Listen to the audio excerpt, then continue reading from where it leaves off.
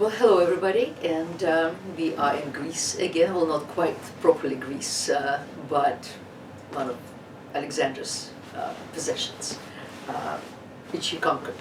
Alexander the Great. This is the period that we'll be talking about today.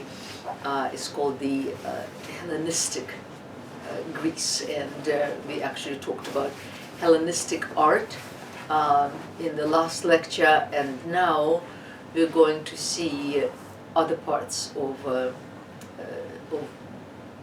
the conquest of Alexander. And it is after his death in 323, when he was not even yet 33 years old. After that period, that's when the Hellenic art is now called Hellenistic art, because of all the differences in style that we discussed last time. Well, Alexander's father, Philip II of Macedonia, conquered Greece. He put an end to the independence of all those Greek city-states, and then he was murdered. There are rumors that he may have been murdered on instigation of a Persian King Darius, and if that were the case, then Darius had clearly made a mistake, because the son was worse or more militant than the father. It was just unstoppable. By the age he was 20, he became a king on the death of his father, and inherited all of Greece, of course, and was very benign towards the city-states. Essentially let them do as they liked, because his eyes were on Asia. That's where he wished to go, and he wanted to confront Darius. And he was born with a hurricane in his heart and in his soul. Yes, yeah, Sasha is here, so we're having our conversations as always. Hi. Was his sort of fixation on Darius, was it begun with the assassination of his father, or did it have a different source? The Persia was always a threat on the side, and then remember the Persians invaded Greece in the circa the year 500, and then right after that they burnt Athens, and they burnt the Acropolis, and Alexander had in mind to teach them a lesson, because no one has done yet. I mean, obviously the Athenians and Spartans united, and in the Persian wars they repelled the Persians, but the Persian Empire was still very much there and still very strong. So I see. That did not suit Alexander, and he will ultimately burn Persepolis. Which is horrifying that he did that. Yeah, but he did burn Persepolis, the Persian capital. So here we have a bust of Alexander, which was carved considerably later. We don't really know what he looked like, but then in a case like this, these so-called portraits were not really the likenesses so much as a portrait of a hero, a portrait of, as I said, an unstoppable hurricane, and thus we have his head turned slightly to the left, his hair is disheveled, his eyes are supposedly forward-looking, and what they were looking at were this. Let's see. So here's Greece.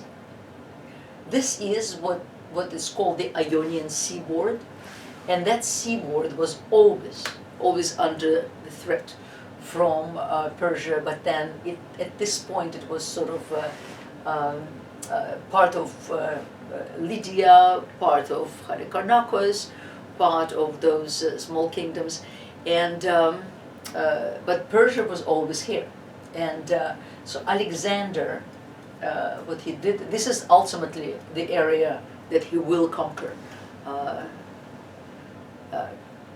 I mean, he was, of course, he was chasing chasing the hurricane, because as he had conquered it, already the thing began to fall apart. And but we'll talk about it a little more. This is Macedonia, born in Pella. I believe he was born in Pella right here. This is Macedonia, Thessaly. This is Greece proper, where you see the yellow. The Greeks, the classical Greeks, didn't even regard Macedonians as one of them, so to speak. The Macedonians to them were barbarians, but Macedonians were very much impressed by the Greek culture, and Philip was very anxious for Alexander, for his son, to acquire the best possible education. And to that end, he even invited Aristotle. How did that go down? I mean, if the Greeks were so superior or felt so superior, Aristotle went. Aristotle clearly didn't have a problem. No, well, first of all, he was of course very well paid, and secondly, Aristotle was a natural scientist, and Philip essentially allowed him the use of all his forests, of all his lands, to do his experiments. And his experiments were quite, well, quote unquote, modern. He would in fact mark the animals and watch their path and see what happens. So Philip gave him absolutely extraordinary opportunity to do his studies, which he did not have in Athens. I see. Yeah. So yes, very much he accepted. So Alexander crossed the Hellespont into Asia Minor. He Halicarnassus. He of course defeated the Halicarnassus, and then he reached Gordium. I don't see Gordium here, but it's there too. On the and Gordium was this is the story of the famous Gordian knot. He came into the city of Gordium, and presumably sometime in archaic antiquity, the story was told about this town that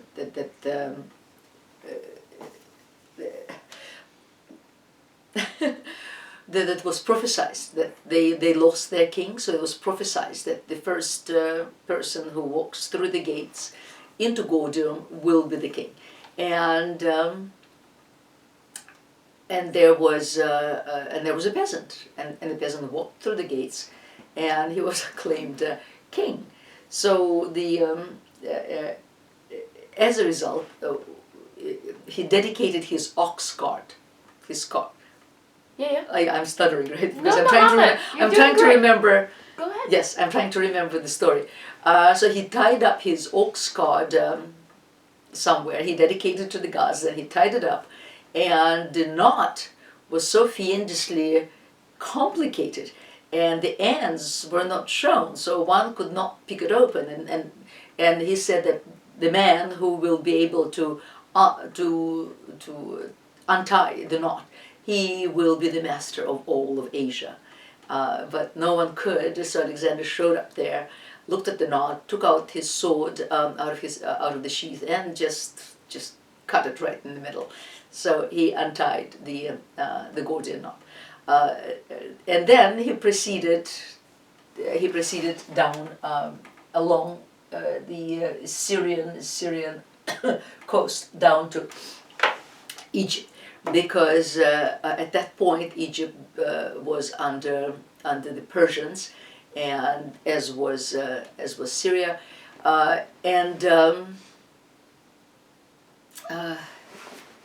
Alexander, very well strategically and intelligently, of course, decided that he'll deal with his back before he goes forward. He can't have the enemy in the back as he goes forward into Asia.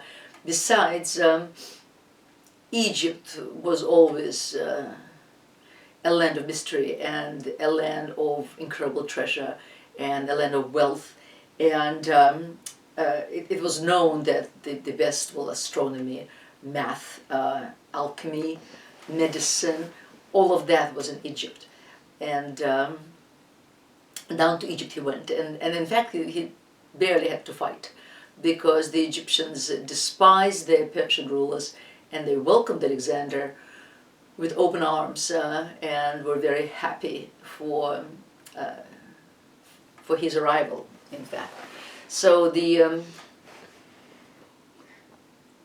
and at this point Alexander was already dreaming of an empire, and that empire had to have a capital, and he had a place in mind on the north shore of on the Mediterranean, Egyptian's Mediterranean shore. But then his attention, and he loved Homer, always had Homer with him, and then happened to read a passage in the Odyssey that talks about the island of Pharos that lies right across from Egyptian coastline, and that it has a fantastic harbor, and just strategically it's a wonderful place.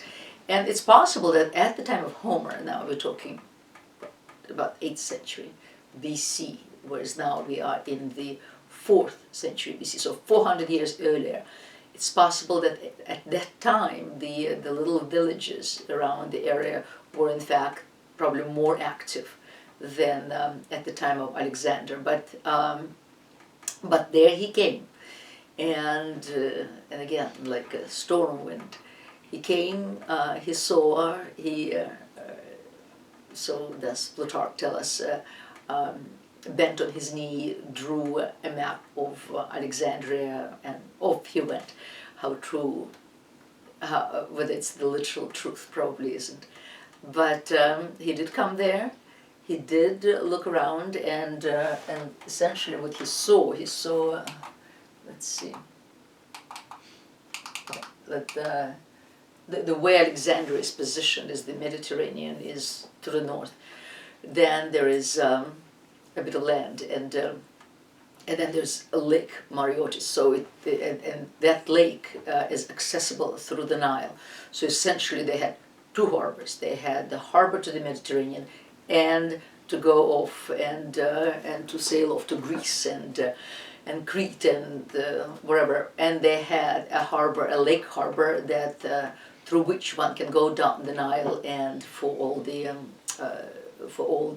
riches of the African continent, of course, for the skins and the gold and beautiful woods, and yet in the north you have Greece and all the technological advances of Greece and the art of Greece and the literature. So it was really perfectly positioned. But off he went then he heard that there was an oasis by the name of Siwa, S-I-W-A, Siwa oasis to the west, right here, S-I-W-A-H, and that this oasis it's a place of God Amun, but and there's a shrine there to the god. There we go. There's Alexandria, there's Siwa Oasis, and this is how it looks like today, the ruins. Meant beautiful palm land, and it will be called Zeus Amun ultimately. And as Alexander approached it, apparently it wasn't very easy to find. In fact, it was in Egypt, it was a place of banishment sometimes. But he found it, and again, the story goes that as he approached the sanctuary, the high priest came out and met him as if he were truly God, and proclaimed him indeed a true pharaoh and son of God. I mean, Alexander was at this point, by the time he reached Egypt, he was 23 years old. He was an extremely accomplished 23 years old, but still 23, and by all appearances, he came to believe in it, that he was indeed Son of God and himself godly. And I suppose it's easier when you're 23 than when you had. He had a battle already with Darius and defeated him, but did not kill him. And then the Battle of Issus. And now you're a conqueror of Egypt. I suppose it's easy to believe yourself to be godly. I suppose the next greatest commander after Alexander was probably Julius Caesar, right? Oh yes. And he believed in his divinity in a way, and he was made Divus, Julius. I'd say after that you had Cleopatra. We'll get to her. No, I'm just saying that Julius Caesar and Cleopatra were both extraordinary leaders in their own right. Right. And she managed to restore prosperity to Egypt in a time when it really wasn't doing very well. Wasn't doing very well. And right. She had quite the odds staked against her. I know.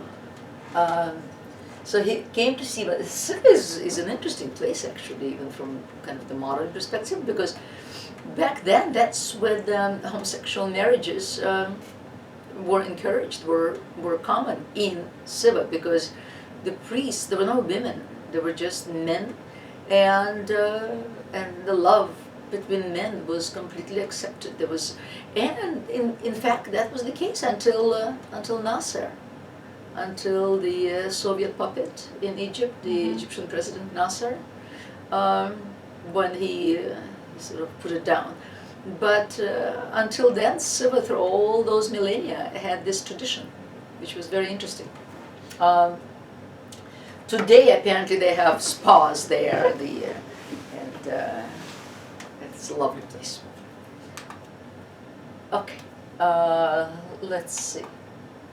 So his trajectory took him from Macedon and then into Asia Minor. He conquers everything and everybody here. The Battle of Issus took place there with Darius. Then he goes to Egypt.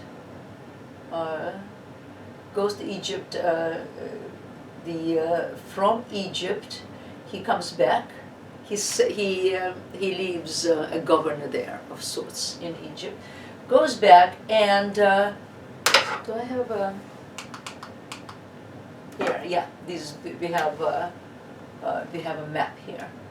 From here, and then he follows. He crosses Euphrates, crosses the Tigris, goes all the way. I mean, everywhere into Afghanistan, into Bactria. In Bactria, he takes a wife by the name of Roxanne, and then his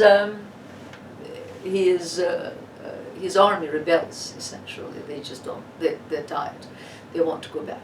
So he's compelled to go back, but again, with this circuitous route.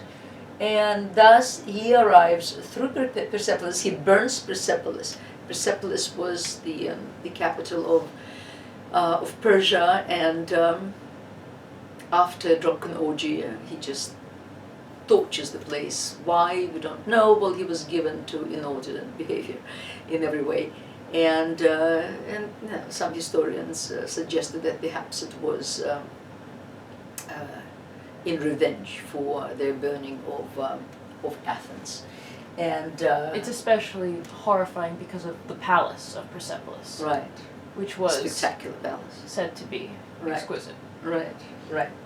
And then he arrives in Babylon, right here. And in Babylon he'll die.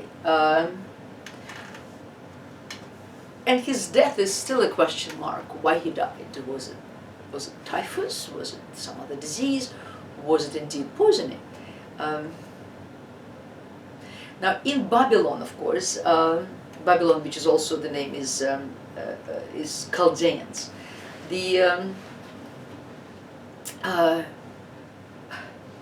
And astronomy and astrology were very strong. And Alexander, he lived in the world of omens and oracles and believed in it I mean, entirely.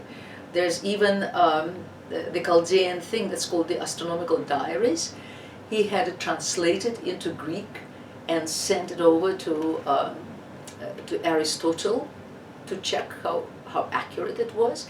And there were all sorts of prophecies there that did come true, and as a result, the Greeks in fact changed their calendar because of that of this astronomical diaries, and so the soothsayers were everywhere, and Alexander believed them entirely. Apparently there was some sort of a prediction that either one could not enter Babylon through the east gates or couldn't enter Babylon at all, no conqueror, because otherwise that conqueror will die. And ultimately Alexander obviously entered Babylon, and he settled himself comfortably in the palace of Nebuchadnezzar II, in the ancient palace. And but his mood was changed. He saw omens everywhere, soothsayers now were everywhere, sacrificial fires were being lit according to historians, and then there was this strange episode. I think Plutarch talks about it, where he left the palace to examine the troops, cavalry, what have you. And then while he was gone, some prisoner escaped his prison and found his way into the throne room and sat himself on the throne. And then and wouldn't move, in fact. And when Alexander came back, and obviously he was displaced, and he had to and executed. So, well, Alexander, of course, had no idea about Babylonian customs as much as he tried to take on. Well, he did in fact dressed in Persian garments and Persian magnificence, just as in Egypt he began to dress as a pharaoh, and none of that in fact was acceptable very much to the army and to the troops, who were thoroughly Greek, and well, did not really approve of kingship, even though they were now very much under the kingdom of Macedonia. But he was throwing into their face. This is kind of the same problem that Julius Caesar, Yes. and even more so Mark Antony, fall into, which is Right. that Mark Antony, I mean, Julius Caesar was basically more erudite and more worldly than the Roman Republic was willing to accept. He Right. knew more, he traveled more, he accepted more customs, whereas So Rome more wanted to intelligent, yes. Rome wanted to believe that everyone who wasn't Roman was a barbarian, and the fact that Julius Caesar would swagger in there being saying Right. things like, you know, Egypt has been around a lot longer than Rome, and Rome would be blasphemy. And it was a lot worse with Mark Antony, because he just loved, I mean, he may have been a man's man and, you know, loved the Right. fighting and the drinking, but he also loved the luxury. I mean, there was... And the exposition. And so when it was revealed illegally, when Octavian illegally broke into the Vestal Virgin compound and extracted that will, or, for all we know, forged that will, and revealed that Mark Antony was actually to be buried in Egypt, all the, you know, that the Romans really preferred Mark Antony to Octavian, because Octavian was kind of like a weasel, a wet rag of sorts. Administratively brilliant, but a wet rag, public speaking wise. But that just turned all of Rome against Mark Antony. Yeah, well, so this is what Alexander Yeah, was, and this starts with now, Alexander, too. doing that too. So he didn't really know the customs. And it seems that there was a custom in Babylon that if there's an unfortunate prediction for a king, and then of course if something befalls a king, then that something befalls the kingdom. So they had this custom of releasing a prisoner and setting the prisoner on the throne, so to fool the gods, so the gods would think that this is the king and release their anger upon this person, and then he would be executed, and all the bad wuju would be taken with him. So perhaps that was exactly the case too, but it's a strange, so he was called a substitute king, so to speak. Well, whatever the case, Alexander at one point, well, he drank inordinately, and again, historians write that he drank undiluted wine, which is very strong, and one night he just kept drinking, and then felt great pains, was taken to his chamber, and continued to be in great pain for a couple of days or so, and then expired, and then he died. So he dies, but then he leaves all these lands that he had conquered, but in a way he was kind of chasing a mirage, because well, he conquered the lands, but and he set the upper echelon of administration there, Greek, but then everybody else, of course, was local, because they knew local customs. He established something like half a dozen of Alexandrias in all these lands. But no one really knew how to rule them or who was going to rule them. He had a half-brother. His father had a son who historians again are saying that he was perhaps half-witted. All the brilliance went into the other brother. And then his wife, Roxanne, the Bakhtchen wife, gave birth to a son after Alexander died. And so he too was immediately pronounced king. So there were now two kings on the throne. One, the uncle, who was half-witted, and the son, who was a newborn baby. And that's when, of course, the struggle began between his generals. There was also the theory that he also had a wife in one of Darius's daughters, and she was supposedly pregnant. Also, and she just went missing. Right. While pregnant, like during. Yeah, because all these people will be killed. Yeah. Yeah, will be annihilated, assassinated. There's a series of books by, I think, Mary Renault. I think that's her name. She wrote a lot about that. And she, no, I'm just trying to pronounce her last name correctly. She does 3 books on Alexander. And they're interesting. One is about his childhood. The second one is my favorite. It's called The Persian Boy. And the third one is exactly about this time period. It is after Alexander's death. It is what happens to his brother, his son, Darius's daughter, they all died. Ptolemy, and the body of Alexander. It's. All right, we're just about to talk about that. But now. But if it's the sort of thing that someone's interested in, and Mary Renault. Oh, absolutely. Does Mary trilogy. Renault, Yeah, the trilogy about Alexander. Yeah. Highly recommended. It's good. It's good. Yeah. Okay. Persian Boy is my favorite. Okay. So after his death, that's the Siva oasis.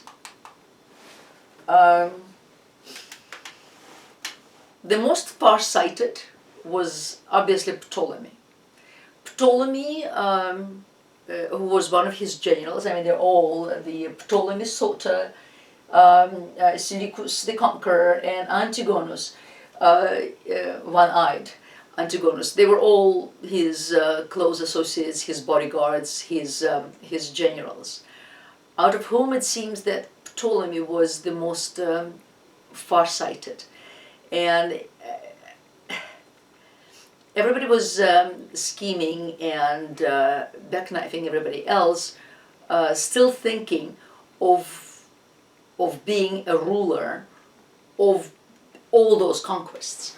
Whereas Ptolemy, it seems, very early on realized that they just couldn't be held together, all these lands. He called a meeting with the other two, but to divide the lands between the three of them, but was repulsed, and so he kind of decided, well, you know what, I'm going to strike it out on my own. Turned around, left, and went directly to Egypt, there to take control. It's not going to be easy, of course, but he was a very intelligent and far-sighted man. And while everybody else was quarreling and squabbling for power, he was building his base in Egypt. Now, Ptolemy himself, it seems that he came from a kind of a minor nobility in Macedonia, which means tribal chieftain of sorts.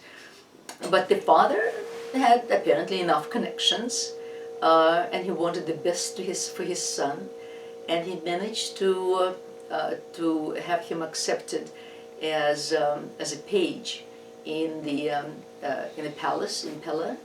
I had heard that he was potentially. That's later. I'm going to talk. No, I'm not talking about the later. I'm saying that it actually makes sense because that's why he would have A, risen through the ranks, and B, been Alexander's childhood friend, if they were in fact illegitimate brothers. Right. Well, yes, but he was never claimed because it would impede Alexander's own claim to the throne, and Ptolemy was older. Right. So the claim that was what Sasha is talking about is the claim that was put around later when he was already establishing himself as a ruler of Egypt. The claim was that he was an illegitimate son of Philip and thus a half-brother of Alexander. There are no proofs to that, and basically, legitimately, he came from a humble family, but he did become a page in the palace. He may even have participated in the lessons that Aristotle, during Aristotle's instruction of Alexander. He definitely became a very close childhood companion of Alexander, and then they were inseparable. He went with him to the Seba-Oi, he came with him, he was with him at the Battle of Issus, he came with him to Egypt, he went with him to the Seba Oasis. I mean, he was with him throughout until Babylon. And as I said, in Babylon, he decided that the safest way is just to strike it on one's own and to go to Egypt. These men, they're called Diadochi, the rival generals of Alexander the Great, and as I just said, they fought for control. Ultimately, Antigonus will have Macedonia, and Seleucus will have Syria and the Asian lands until further lands will fall off, and Ptolemy will become the ruler of the richest, most prosperous, and the happiest of lands, which is Egypt. And they will proceed. In fact, they will proceed still to quarrel between each other. Here's the Nile Delta, and the ancient northern capital is Memphis. Now, the Greeks had already great trading relationships with Egypt even before Alexander, and there was a Greek colony here. It's called Naucratis, right there. But Alexander felt it was just too far to the south. He wanted his capital right there on the seaboard, because Egypt traditionally, for the most part, not always, but traditionally was inward looking. They were so self-sufficient. The Nile would give them everything they needed. Sometime in the late summer, in the fall, it would swell for 3 months and deposit all the wonderful topsoil that it would bring from the Central Africa, and then it would recede and leave all that topsoil on its banks, and one could grow 2 crops, 3 crops. I mean, immeasurable, really. It never rained, but they didn't need it. Of course, the Egyptians built a very sophisticated system of canals, but they were very self-sufficient. And as such, even their ships were built sort of with flat boats, because up and down the Nile, I mean, obviously in the New Kingdom, in the second millennium BC, when Egypt becomes an empire, they will go out of the land itself. But as I said, for the most of its history, it's more inward looking towards the Nile. For Alexander, that wasn't enough. He wanted to look outward in the world.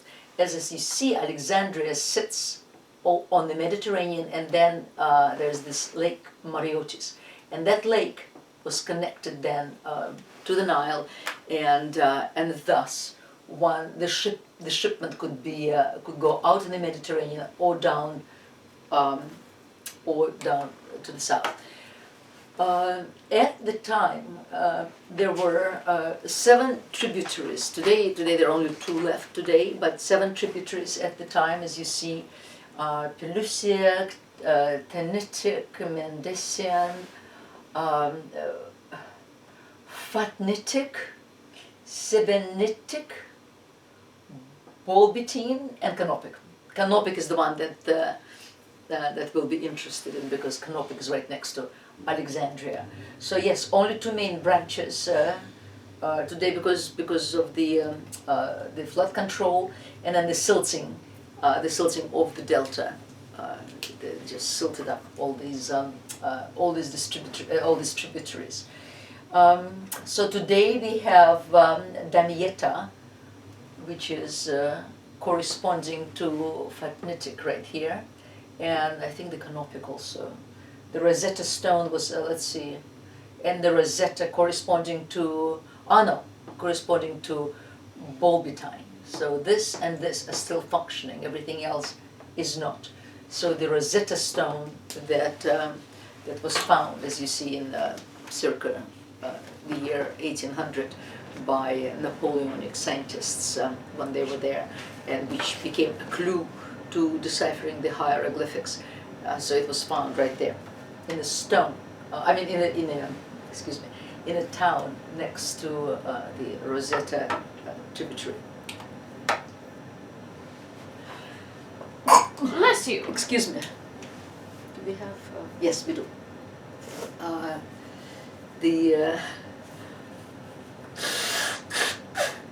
Excuse me. So, and here's the town. The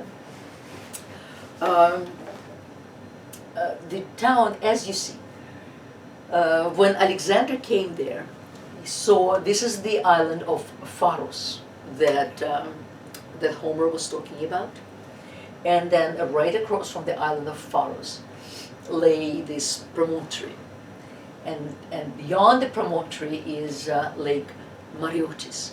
But the promontory itself, when he saw the way it is laid out, it seems he also himself realized that if only one builds a mole, sort of a mole from mainland to the island, then this mold will separate one large harbor into 2 harbors. So you have one harbor here, which ultimately will be called the Royal Harbor. No, the Great Harbor. The Royal Harbor is still another one. And then Eunostus and the smaller harbor, right here. Then there'll be other little harbors built artificially. In the end, they also cut the river, cut the waterway from here to Lake Mareotis, so the ships could in fact, have huge ships that go north. They could in fact go down the canal to Lake Mareotis and exchange goods with the ships that came up the Nile, or just go down the Nile. Go up the Nile, go to the south. The south of the Nile, the south of Egypt is called the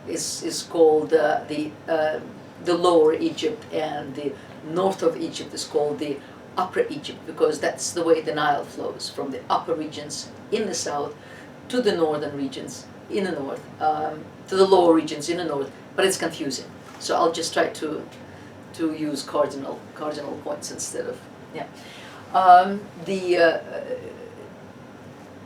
the architect of Alexandria had had most incredible opportunity. His inspiration, his teacher, was one Hippodamus of Miletus. Miletus is one of the Ionic islands in the Ionic seaboard. And this Hippodamus set up a plan, a city plan. He was sort of an ancestor of modern city planning. He was an ancestor of all city planning. The Romans followed his city plans to the letter, pretty much. And his idea was really beyond just cutting down, separating spaces into streets and avenues. His idea was a great idea of what will the city be, how will it be organized, how will it think, what the role that city will play in a larger world. So all of this was very much there, but the essence of the city would be a grid plan, not organic growth, as Athens kind of course, grew organically. Most of the Mesopotamian cities, Rome grew completely organically, even though all the cities that Romans will found later will be based on Hippodamus' plan, and by an extension also all Roman military camps, or rather first Rome's military camps will be built on the on the Gridolon plan, and then the cities will emulate those plans. And so as such, he envisioned the first thing to do was the Hepta Stadium, and it was something like 600 feet wide, and it's called Hepta Stadium because stadium is a measure, I think about 1,500 feet, and then there were 7 of these measures, and so Hepta in Greek, so 7 measures, that's what it was called. And it was enormous, it was very large, and then of course it was bridged so that the ships could go underneath from one harbor to the next. And then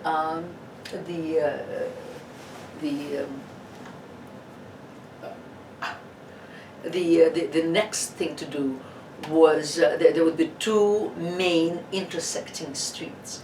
One street went from east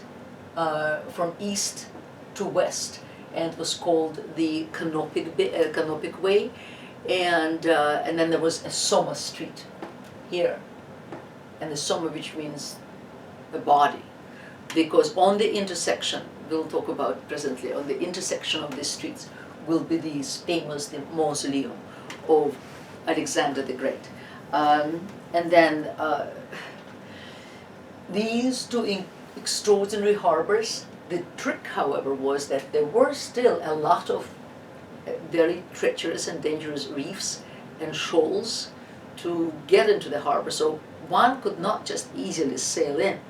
One had to have a very good navigator to be able to do it. And then all around the harbor here, and here too, right there, they were built the wharfs, magazines for storage, then of course the places to tie up ships, and it was so deep, in fact, that one could actually tie up without being in danger of hitting a shoal. And then here, this promontory is called Lokias, right there, and it was further extended into the sea, and this is where it's called the Royal Harbor. There's a little island here too. So all of this were the royal palaces, and this city grew at a pace, and with every new ruler they wished to decorate the city more and more, and building more and more palaces, and all of it limestone and marble, and just absolutely glorious. So one could just imagine that ultimately, we don't have a contemporary record, but we have a later traveler, Diodorus, who you tie up at the harbor, and then you step onto this great street of Soma, and you already see in front of you the beautiful lake Mariotti is shining in the sun, and then as you walk through, and all the streets were lined up with colonnades and shadows and shades, so one could be safe from the sun.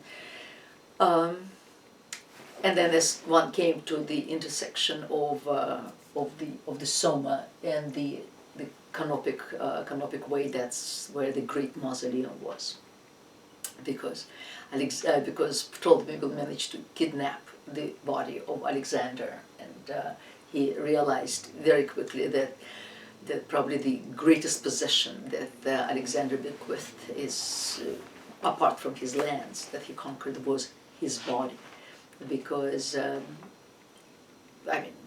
within hours of his death, he was being pronounced as divine, and of course the person who had his body will have a god, the physical body of the god with him, and that will be an incredible source of power, of spiritual power.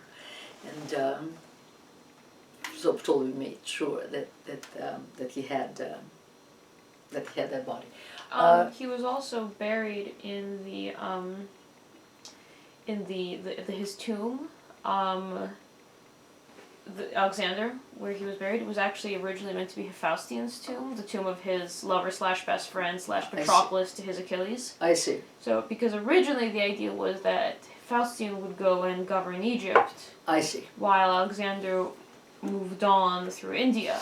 Mm-hmm. But then Alexander kills Hephaestion in a fit of rage, Right. which may have contributed to his own death, Mm-hmm. because the idea was that Hephaestion, being his best friend, looked out for him, and then all of a sudden all those dark Mm-hmm.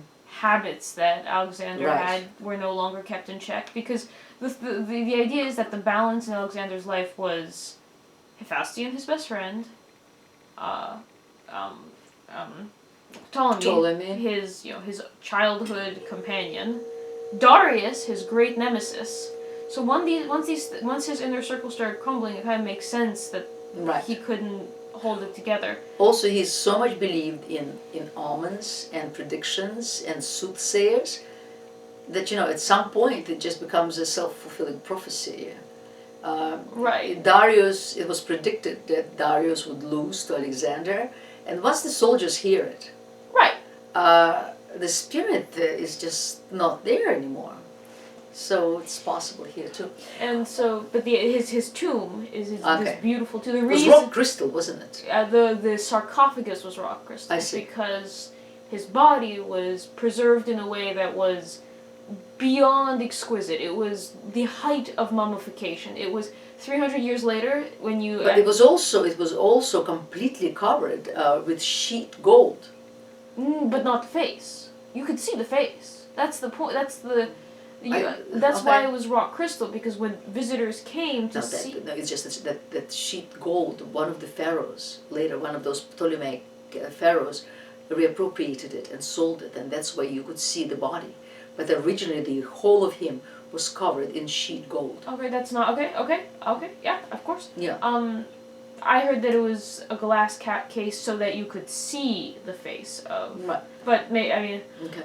There's so many stories about Alexander. I guess that because it was almost like a Snow White glass cabinet Right. situation, so that you could see, because that's why he was so brilliantly preserved, because he really looked like he did last week. He looked alive. Which is amazing, because he he lay there in horrible heat for at least 3-4 days before all those embalmers arrived. But apparently, by all records, nothing touched him. He was that he looked just as he looked alive.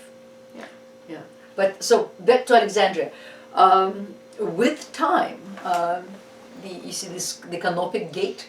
So the canopic way the gate that looked east was called the Canopic Gate, and the gate that looked west was called the Necropolis Gate because Necropolis, right? Because beyond that were villages of native Egyptians who, in fact, were occupied in because they knew how to embalm, and they had traditions of believing in the next world. So they knew the burial procedures and the customs, and that's where, in fact, the native Egyptians will live.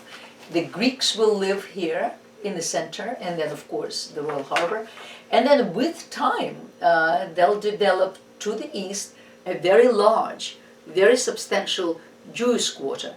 Well, for one thing, when Ptolemy was, he was not immediately established, and of course the Diadochi came wishing his demise, and as a result of which he in fact conquered Palestine, and he conquered Jerusalem, and from there he brought a number of Jews who came with him, in fact, and they settled in Alexandria, treated them very well, and then more and more came. Ultimately, there was something like 100,000 Jews in Alexandria. So in the end, it became, already under Ptolemy I, but certainly under his brother, Ptolemy II, it became the greatest metropolis on the Mediterranean.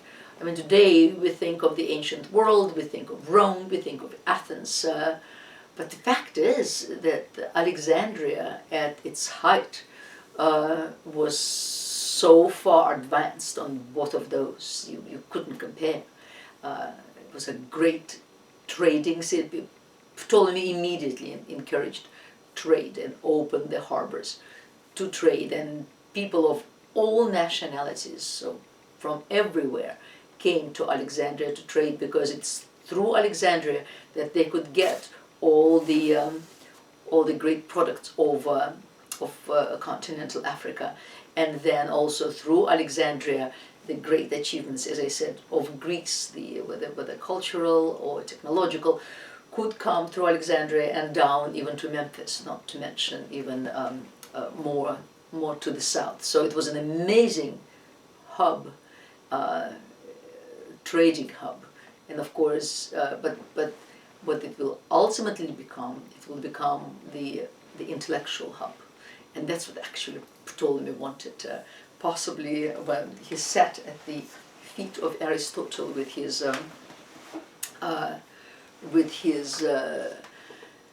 childhood companion, with Alexander, he imbibed all that intellectual brilliance and wished to share it with the world, and that will in fact be his goal, to found an intellectual center that lived of its cerebral activities, not a military boot camp, not just a trading place, but indeed a place of the mind. Let's see. Oh, this one, this picture actually is from that, what do you call it, something, from one of the games, I think, that that exists on the internet. I don't remember what it's called either. But it kind of gives you an idea of what Alexandria may have looked like. This is the best I could find in terms of just sketches. It must have been an incredible sight, just amazing. There's a film, there's Julius Caesar, remember when the Hollywood does pretty well recreating it. Which film are you talking about? Cleopatra. Oh, okay. Yes, when... I don't think it's an accurate representation of They Alexandria. may not, but they give the grandeur of the city. They kind of show the grandeur of the city. Okay. Even Agora really shows it. Of course, they don't know what it looked like, for sure.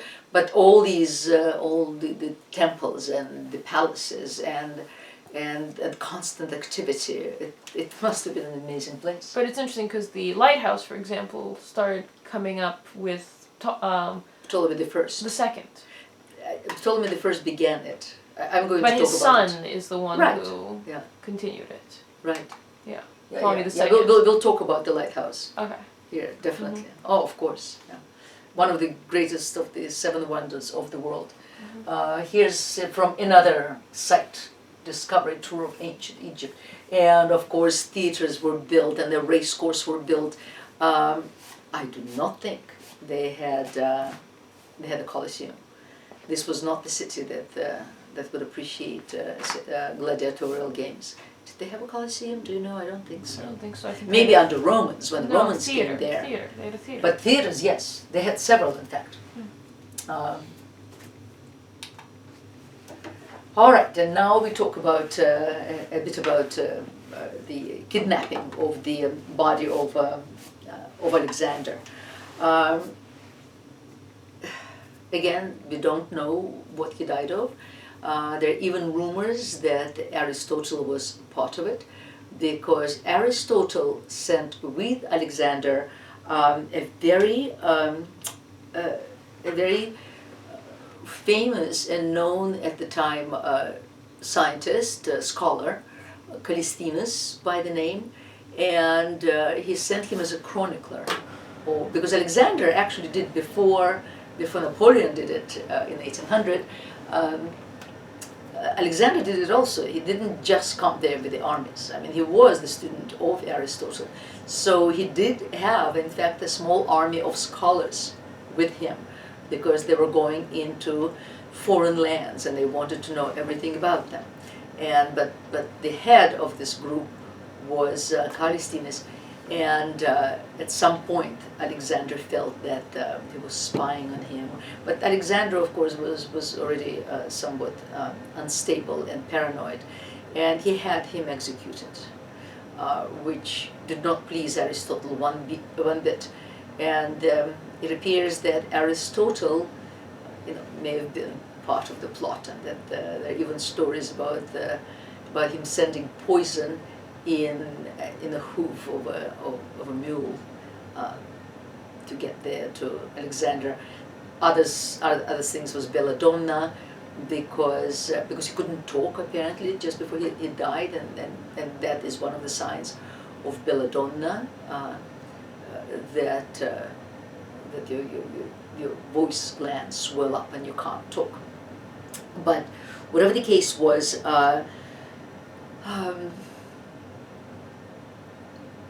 as I said, he dies, and then again, according to accounts, he is lying there in that tremendous heat, and nothing happens to him. But soon enough, from Egypt and the Babylonians themselves, embalmers, the best embalmers there were, come to him with their frankincense and myrrh and beeswax and honey and all the greatest perfumes that Egypt could provide. And as Sasha had said before, that the mummification, the embalming, was the best that could be gotten. And then, so many people talk about how amazing it was. well, as I said, the moment he died, there were so many stories about him, and of course, with all these centuries, the stories became more and more and more ornate. No, I mean very specifically about how well preserved he was for so long. Yeah. Well, hey, Octavian broke his nose, right? Right. That's creepy. I know. 300,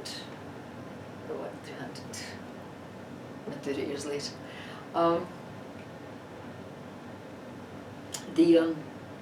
Then he was, from what I understand, that after he was embalmed, he was then put into a beaten gold bodysuit, so well made and so well adjusted to his body that you could see his features very well through it. But then I also understand that Egypt was not always prosperous, and one of the Ptolemies down the road, who could not compare to the founders, they in fact took the gold from it and used it for their own purposes. But then he was laid in two golden casks. And now, all of that then, everything was gold, everything was pure gold.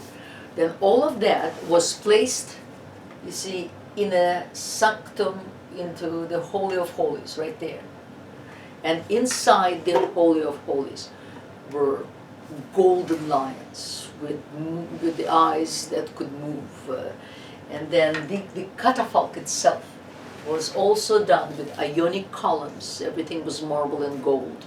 I mean, can you imagine the weight of this thing? Yes, according to our Diodorus Siculus, something like 60 horses were required to draw the catafalque. Then there were goddesses of victory, again all crafted out of gold, on the four corners. And then in fact there were plates hung in pure gold from the beryl vault that recalled in relief sculpture his Alexander's godliness and Alexander's conquests and Alexander's achievements. But the strangest thing is that the body, it seems, sat in that inner sanctum in Babylon for a couple of years. It was not moved right away. It began to it sort of began to move in 321. Alexander died 323, and of course the idea was that he was going to be taken to Macedonia and buried in Macedonia where his ancestors were buried. Then of course everyone who was interested in it or had any interest began to claim that no, that's not what he wanted, and in fact today there is, but then perhaps that was Ptolemies doing, there is this idea that that Alexander did, after Siva, he did believe in his divine ancestry, and that he wanted now to be buried in Siva, in fact, with his Zeus Amun, not with his mortal predecessors, not with his mortal family. Well, at any rate, the man who seemed to be in charge was one Perdiccas, who was also one of the generals, and he was sort of thought of himself as a regent in the name of Alexander's son and Alexander half brother. And this Perdiccas was an extremely powerful man, of course, even though he had to confront the others. And it was under, not under his eye, but under his instructions that this that the catafalque began its very, very slow way towards Macedonia. Do I have a map? Let's see. Let me go back to the map. Here. So from Babylon here, it was possible that it was somewhere around Damascus. We don't have Damascus here, but Damascus is right here. Macedonia here, so from Babylon, it would have to move up and here across, and it would pass Damascus right here somewhere. And it's possible that, and Ptolemy, of course, was told about that the procession began. So he managed to intercept this. He managed and that was brilliant. That was really brilliant. He sent the troops. They intercepted the processions and they turned it around. It's interesting because in the book Funeral Games, the same book series, they kind of dramatize it because they suggest that Perdiccas, since he was the regent of Alexander's son, and since Alexander's son died mysteriously under Perdiccas' rule, we can assume that Perdiccas was no fan of Alexander and that he was really... he's kind of the villain. The villain, yeah. And so the idea was that he was really only bringing the body back to desecrate it. So I see. And so I see. It's a whole thing where, in fact, the Persian boy from Book 2 is the one who basically works in tandem with Ptolemy, to save the body. his oldest friend, to save the body and return it to the resting place of his original lover. I see. Oh, I see how she wove it. Okay. Yeah, it's definitely my favorite. Spoilers, but it's my favorite narrative from the book. It's really it's the kind of the most lively part of the book. I know. I see it. Maybe I'll read it. It's enjoyable. Yeah. So, and that's the story of Alexander's body, and that's how this body came to Egypt. But you see, Alexandria was not yet ready to receive him because. It was a very new town. There was no appropriate mausoleum for him, and no appropriate ceremonies could be conducted. And then there was another thing that Ptolemy was very very clever about. Let's see. He certainly did not take upon himself the name of king. That he knew he knew that the Egyptians were very traditional, and they accepted Alexander because he was a great hero, and they did proclaim him God, and they did accept him as a pharaoh. But Ptolemy was too intelligent to understand, to think that they'll easily switch from one to another without any proof whatsoever. So he, in fact, pronounced himself as a satrap, sort of satrap. As they existed in the Persian Empire, a governor in charge of the province, and that's what he called himself. He called himself satrap, and he also knew again how traditional the Egyptians were, and he wished for them to understand that he has no desire to rule them the Macedonian way. That he wished very much to respect their traditions, as in fact Alexander did during his conquests in the foreign lands. So the greatest city at the time in the north of Egypt was Memphis, right here.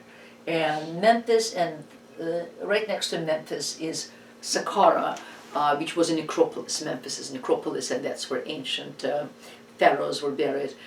So he felt that the Egyptians will like the fact that Alexander, their last pharaoh, whom they definitely accepted and whom they worshipped, would be laid to rest in Memphis.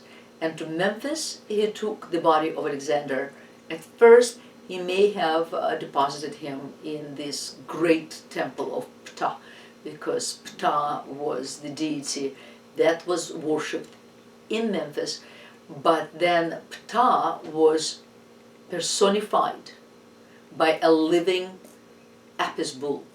And Apis bull is one of the most ancient deities in Egypt, and over time, of course, he would change, but there would always be an Apis bull in the temple of Ptah, treated like a king, and wearing beautiful decorations and jewelry and what have you.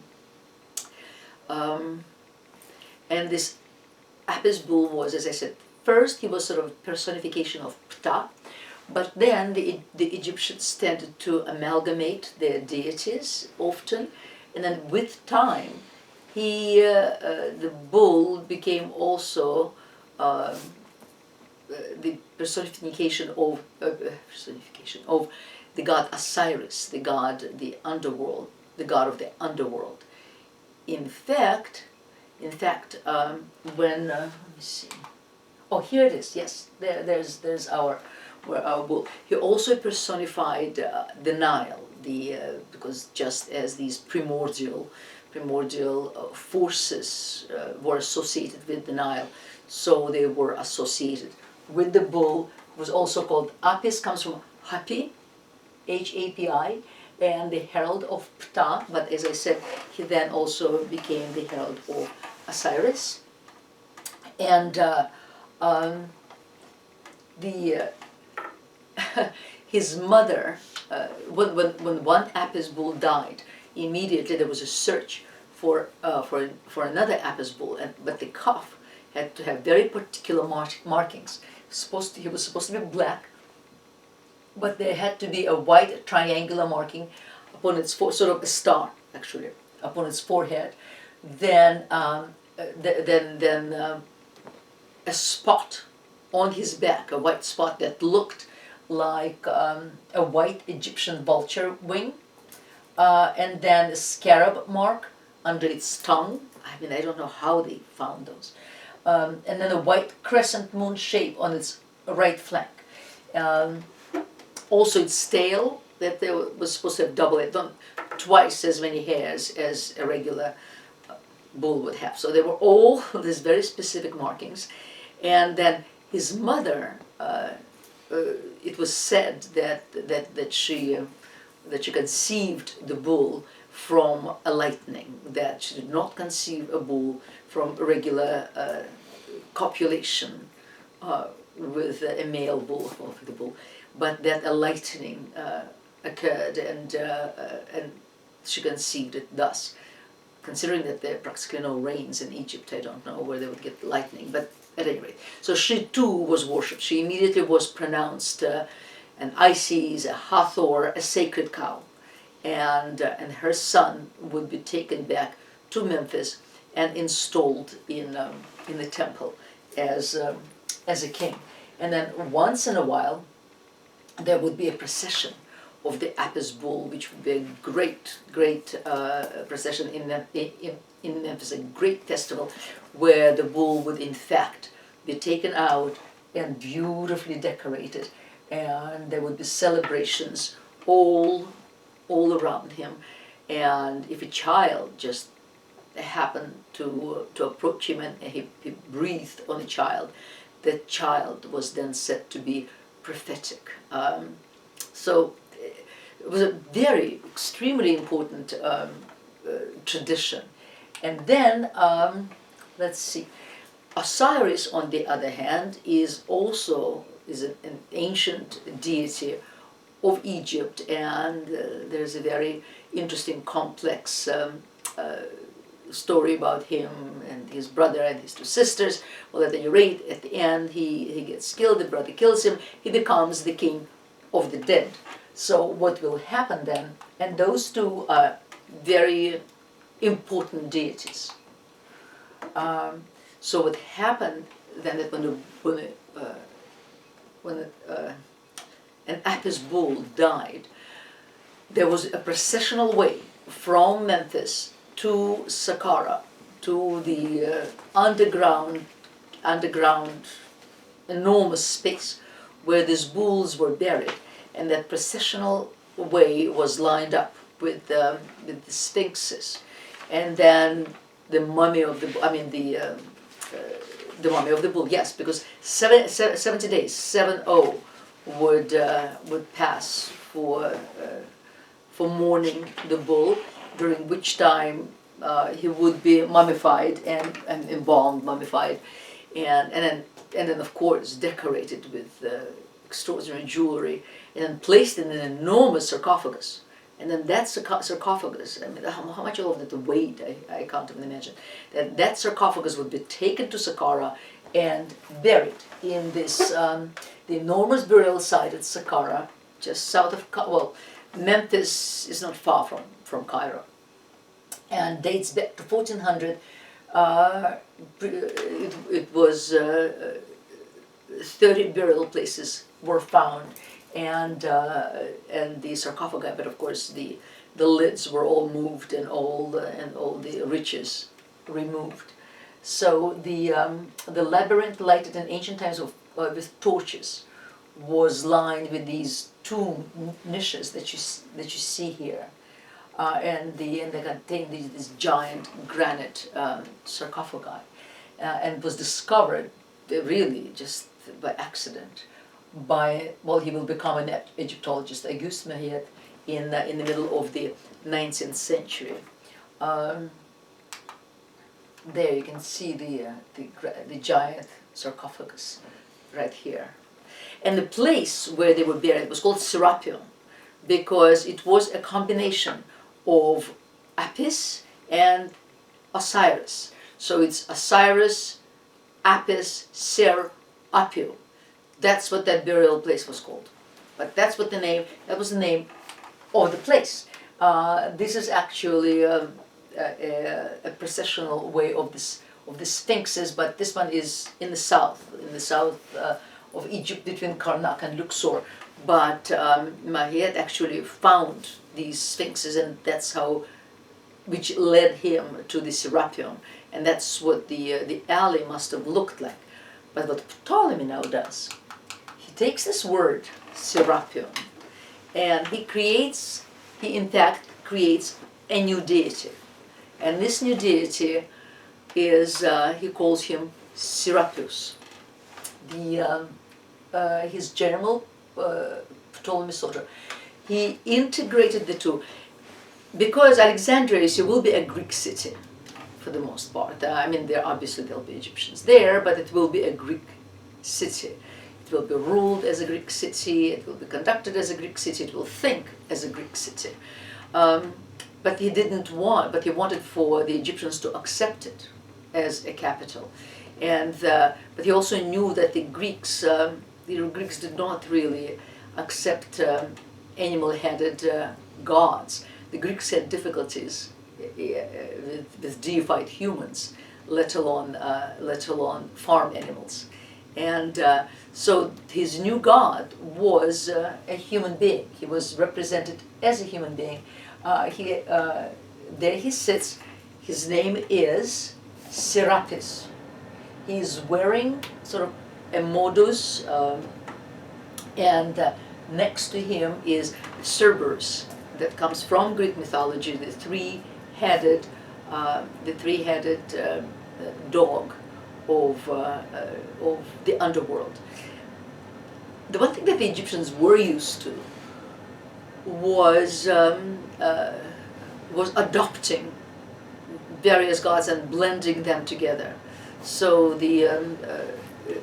so that was successful, and the integration, and he became the new god, and very successful god. In fact, he'll even be imported to Rome, and will be worshipped in Rome after Romans took Egypt.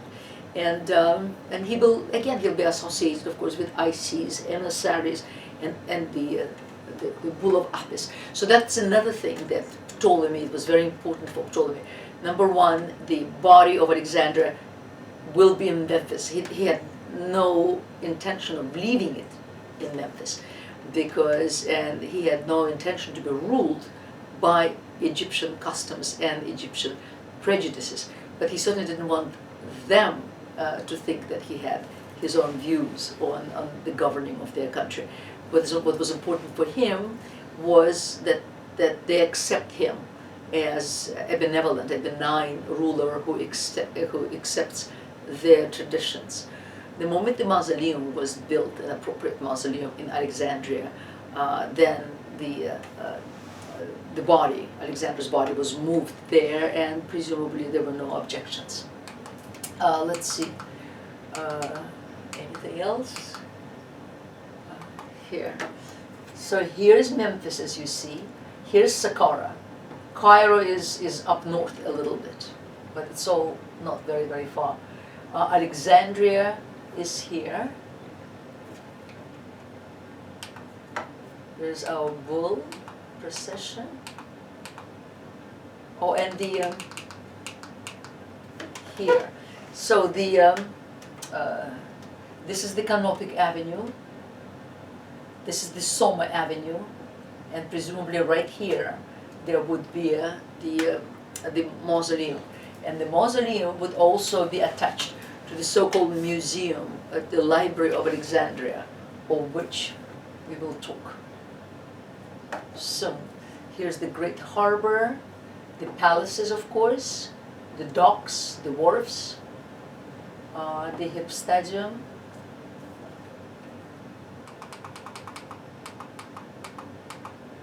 Okay, and now we come to talk about the Library of Alexandria, because as I had mentioned before, it was very important for Ptolemy that his new capital, that his new city, that Alexander's city would be the city of the mind, not the city of of tyranny, not the city of military barracks, none of that, not the city of conquest, but the city of, if any conquest, conquest by a brilliant thought. And towards that end, he asked his friend, he did not compel anybody to do anything, but he did ask his friend, Demetrius of Phalerum, to come to Alexandria and to help him found a scientific, a cultural, a scholarly center, in fact. And Demetrius was extremely well respected. He was a great rhetorician, he was a great writer, historian, a politician, philosopher, all of that. And he, in fact, led Athens for 10 years, very, very successfully. He was very much beloved by the city of Athens. I think they even cast something like 360 statues of him, maybe not very large statues, but for kind of each day of a year. So he was the founder of the library, together with Ptolemy I.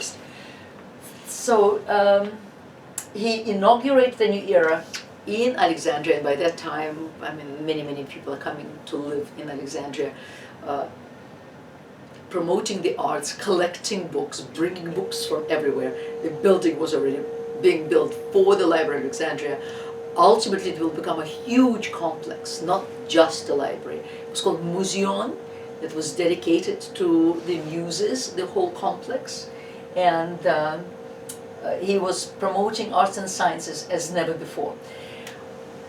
But you see, he also had complete support of Ptolemy and an incredible wealth of Egypt behind him to do anything he wished.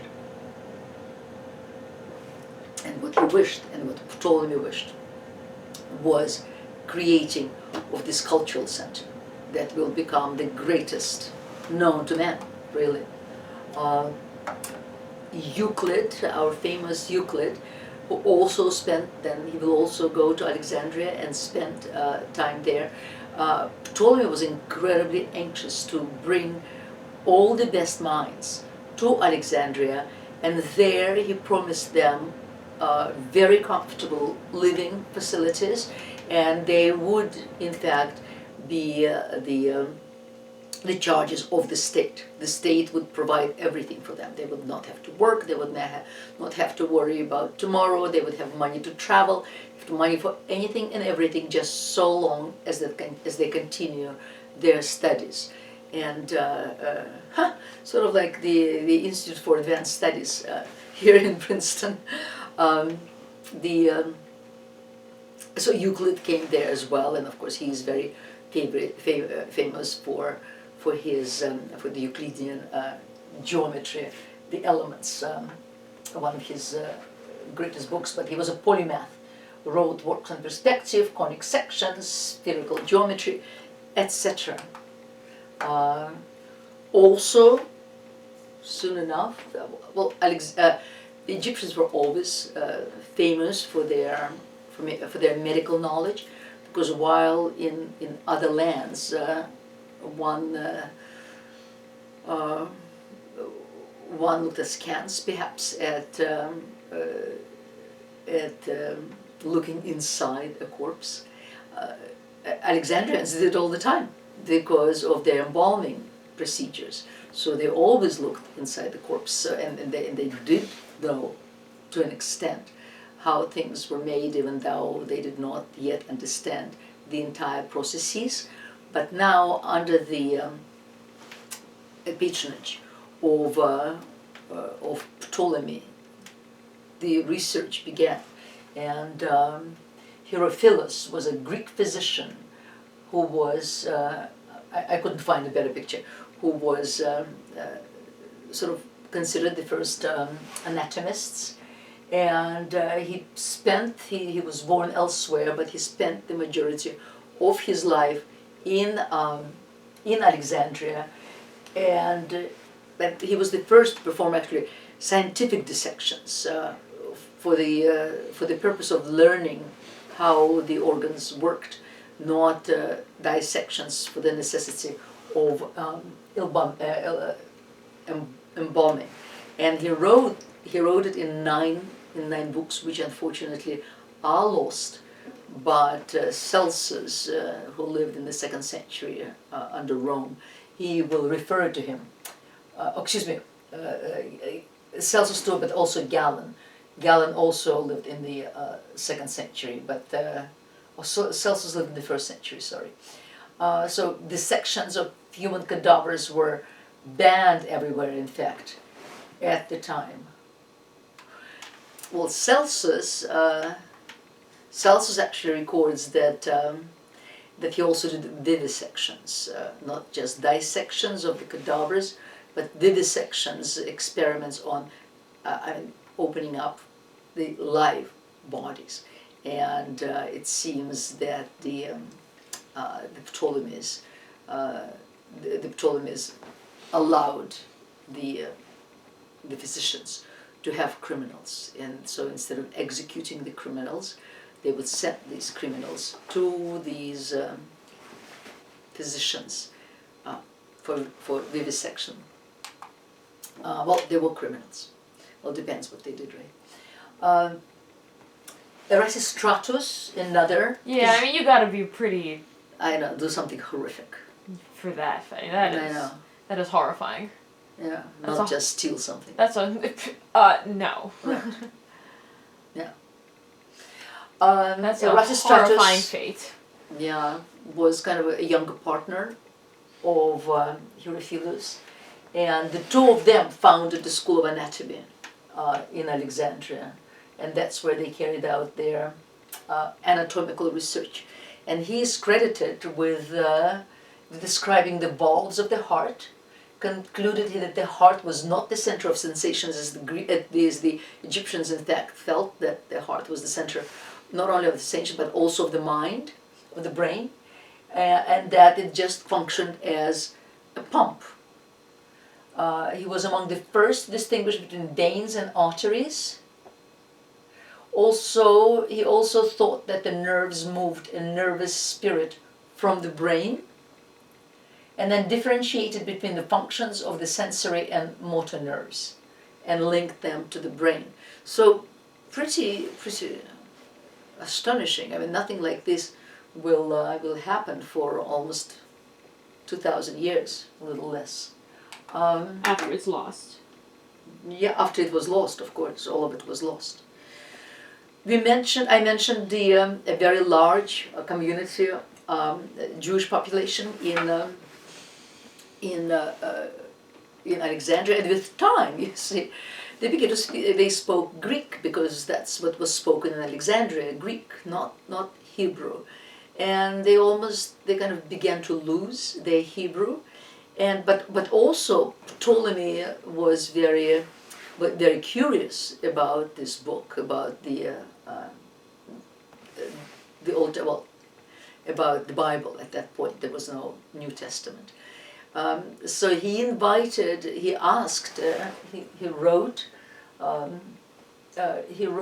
to Eleazar, who was the high priest in Jerusalem, and he asked for men who were equally fluent in Hebrew and in Greek to come and translate the Bible for his own library, but also for the use of the Jewish community, who were now becoming to be more fluent in Greek than in Hebrew. And the result is called the Septuagint, and the reason for that is because, so the story goes, that Eleazar sent Ptolemy 70 scholars, 70, and that Ptolemy housed them on the island of Pharos in perfectly comfortable accommodations, and that these 70 scholars spent the exact amount of time translating the Bible, and then they emerged out of their rooms at the exact time with the exact same translations. And that was the translation that's called from the Latin word for 70, Septuaginta. But this is where the Bible was translated, and in fact by the time it got after the Middle Ages and the darkness, I think we don't have an original Hebrew, any of the original Hebrew Bibles. We only have very old copies of the Septuagint. So the Library of Alexandria grew and grew and became this astonishing learning institution with its own hospital and of course its own library. And exercise was very much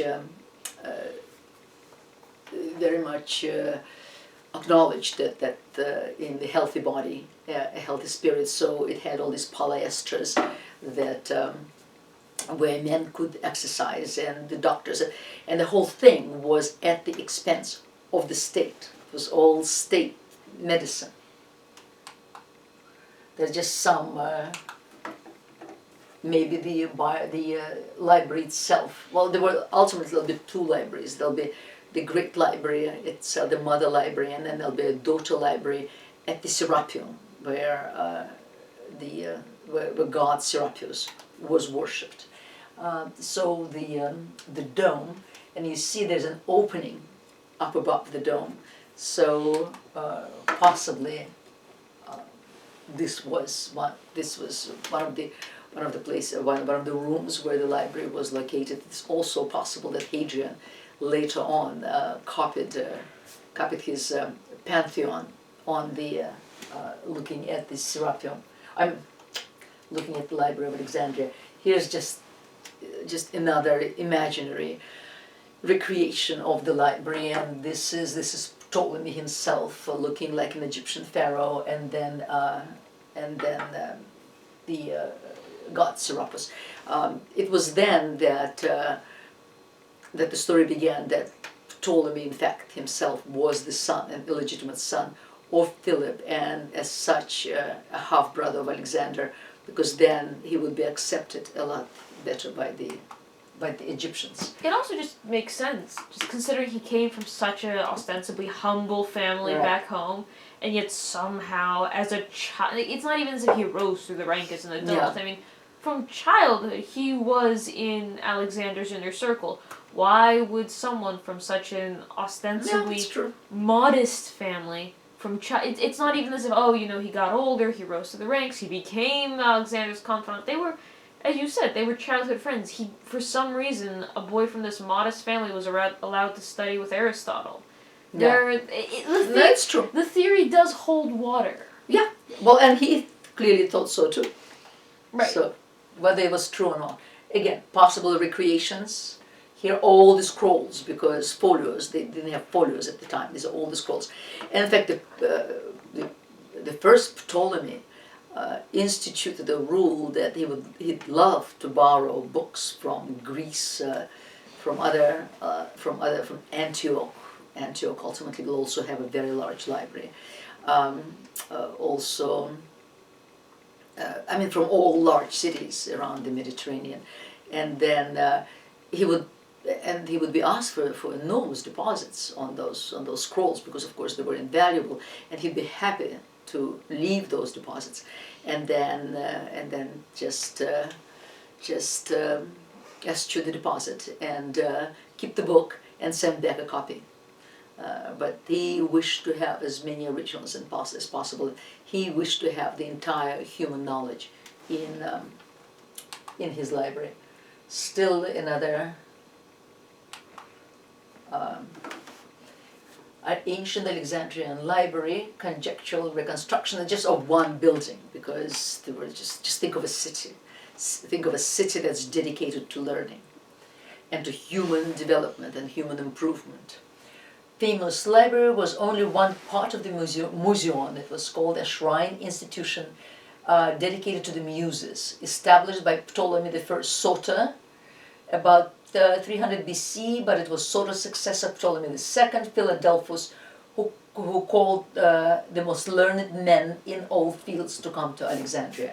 Well, as I said, and they just became pensioners of the state. I think it's also just important to bring up the fact that the Alexandrian library didn't actually burn. Well, we'll talk about it. Yeah, I'm going to Oh, talk you're about going to go it. into that? Yeah. Just Yeah. I thought you were leaving the library. That's why. No. We'll go through the entire Alexandrian history. Oh, okay. We have the time, right? Oh, yeah. Okay, we have the time. This is a very charming painting that was painted in the 19th century by a Frenchman at the end of the 19th century, as you see, in the medieval and Egyptian style of fresco. And his name is Pierre Puvis de Chavannes, and he kind of imagines that the museum, he imagines the beautiful Arcadian space, perhaps, and because of course the museum had beautiful gardens and lakes and just anything and everything to make life as beautiful as possible, to make life paradise on earth. And this is how Puvis imagines it. And here are the 9 muses to whom the museum was dedicated. And what we see here are the muses, the Polyhymnia of rhetoric, Clio of history, and Calliope of epic poetry, science, and philosophy. They are centered in the painting directly in front of the painting here, right there. And then Thalia, comedy and light poetry, and Terpsichore of dance are placed in the poses of discussion and contemplation, right here on the shore.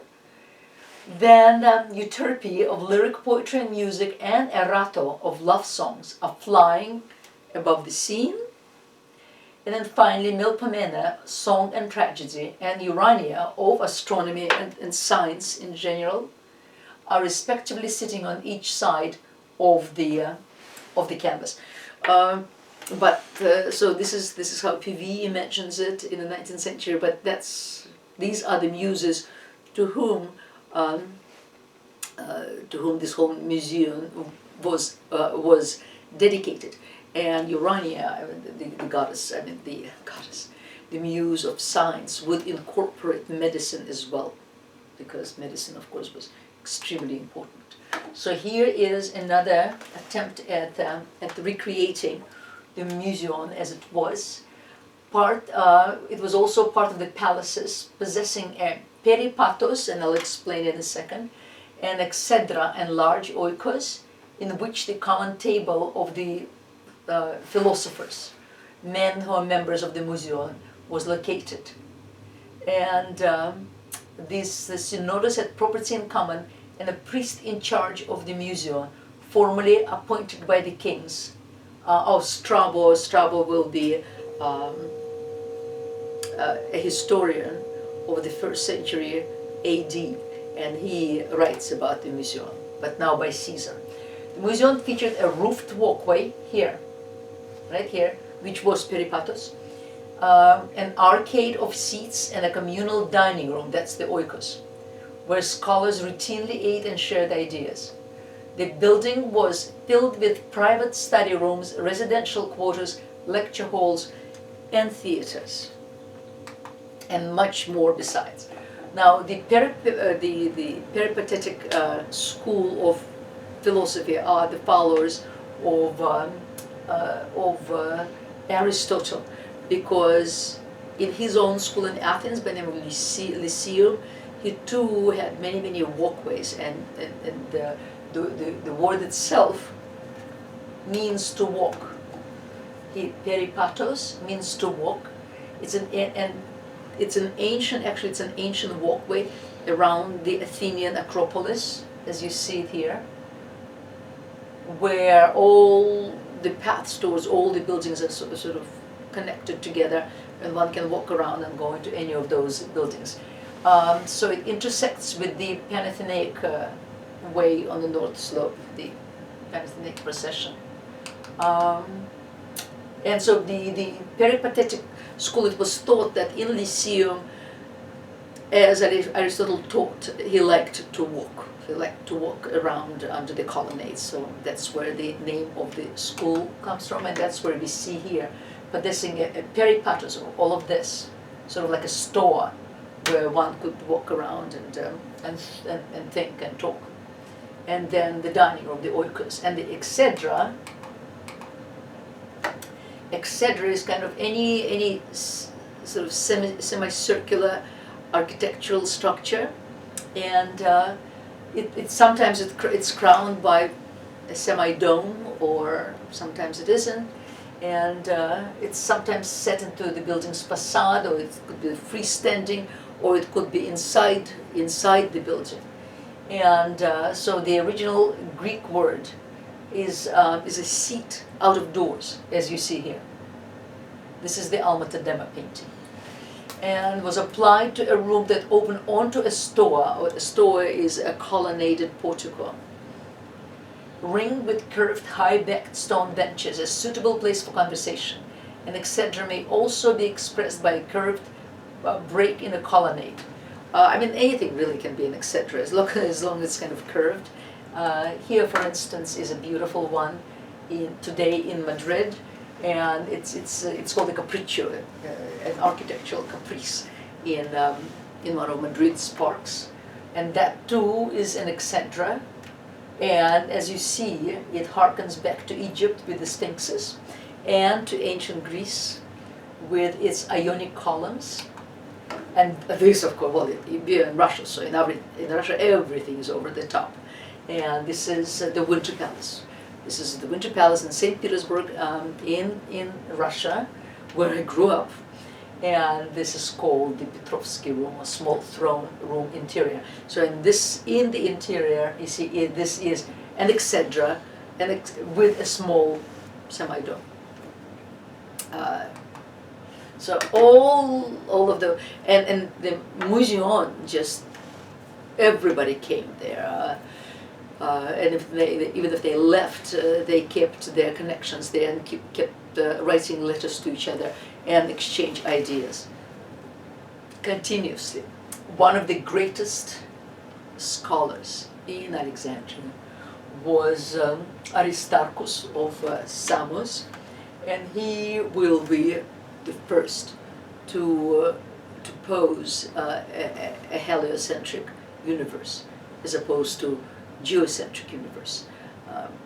But even to those scholars who were so advanced, not just for their time, advanced period, it seemed madness. Even for Aristotle, he just didn't accept it because Aristotle thought about it.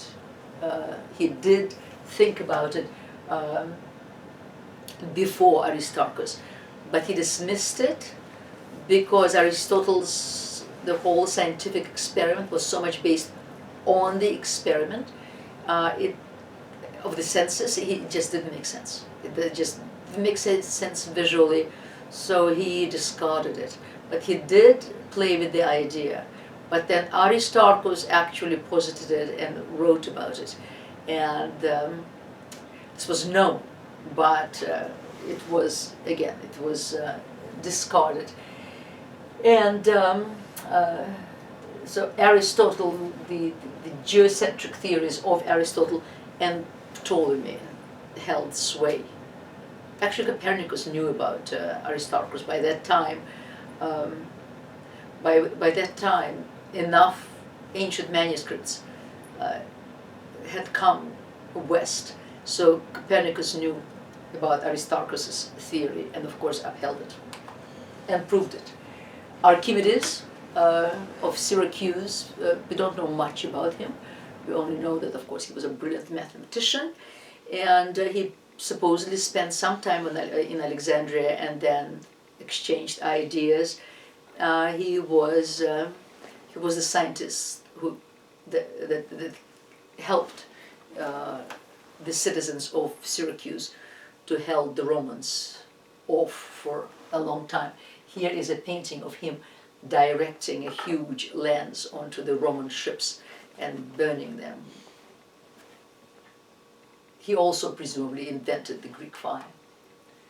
Archimedes, mathematician, physicist, engineer, inventor, astronomer, and genuinely considered one of the greatest mathematicians ever lived. You can just read more about it on, on your canvas. And then, of course, there was Eratosthenes of Cyrene, who not only measured the circumference of the Earth with really astonishing precision, but who also presumably may even have calculated the distance between the Earth and the Sun. And the way he did it, his calculation was remarkably accurate. He did it by comparing altitudes of the midday sun at two places between which he knew the distance. So one was the library, the Alexandrian, the Pharos, Sasha, help me. Lighthouse? Lighthouse, thank you.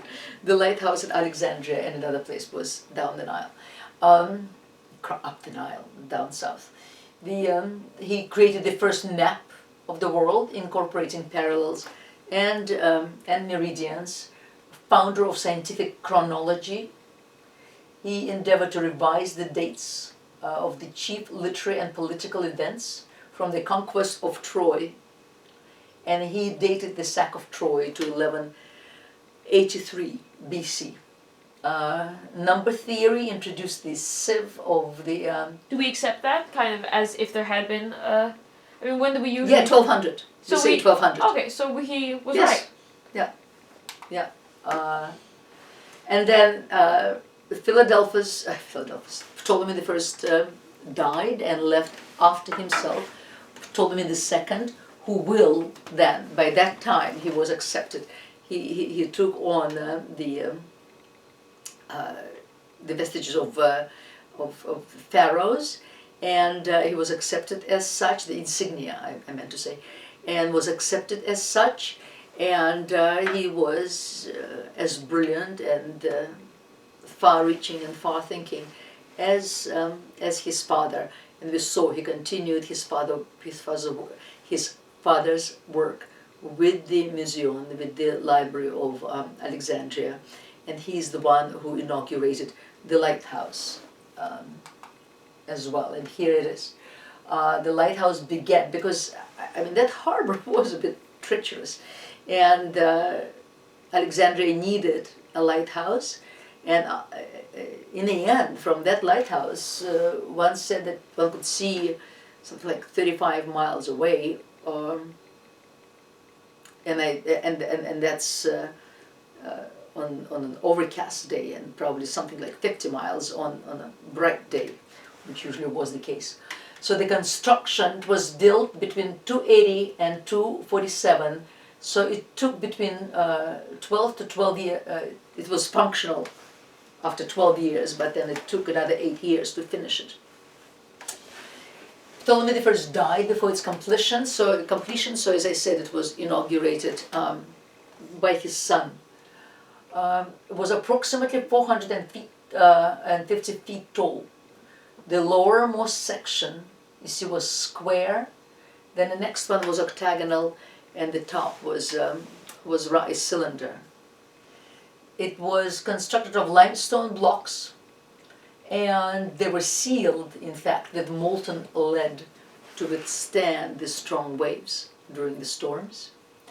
Huge carved mirror reflected light during the day up there, and fire was kept burning at night on the top. And the light could be seen a very long distance. Now, unconfirmed sources claim that the mirror was also used to detect and burn enemy ships. Well, I don't see why not. Archimedes did it in Syracuse. Can't see why they can't do it here. I mean, they certainly could. There were 4 statues of Triton on the 4 corners, and then Poseidon on the top. Designer of the lighthouse was Sostratus of Cnidus. Some sources credit him as the financier. Oh goodness, then he would have been an extremely wealthy man.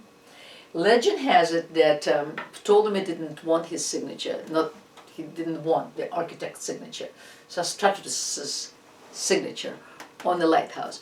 So what Sostratus did, he did place his signature, Sostratus of Cnidus, son of Dexiphanes, to the gods protecting those upon the sea, and then he plastered it over.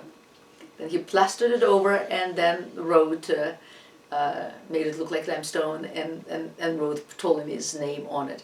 But then with time the plaster fell off, and Cnidus and his name remained.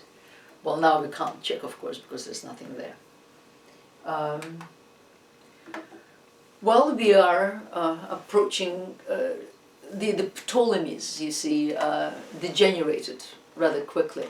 In fact, Ptolemies the Second was called the Ptolemies Philadelphus, because he loved his sister.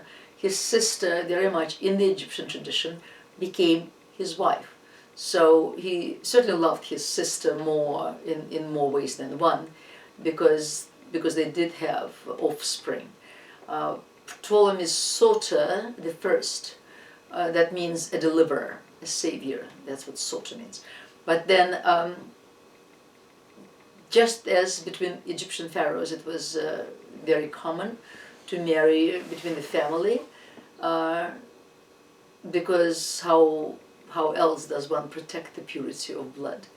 And as such, of course, the offspring were not always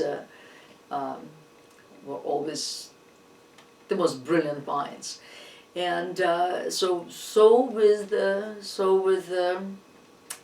Ptolemies, they degenerated as time went by, and into decadence, into silliness, into weakness, and the strongest and the greatest of the in the end of the Ptolemies is so the first two, Ptolemy the First, Ptolemy the Second, and the last Ptolemy, and she was Cleopatra the Seventh. Cleopatra was a common name, because it was a Greek name. She was completely Greek. There was no Egyptian blood in her. So Cleopatra was Greek, and she knew it. She was an extraordinary woman. She spoke 9 languages. She felt Egyptian though, because she was. She felt Egyptian, yes. She more so than, I mean, if anything, she was the first pharaoh in several. Since the first Ptolemy. Who learned how to read and write, speak Egyptian. That's right. Egyptian, right? That's right. She was the only one of all the Ptolemies. And she the last dynasty. associated herself with Isis. I mean.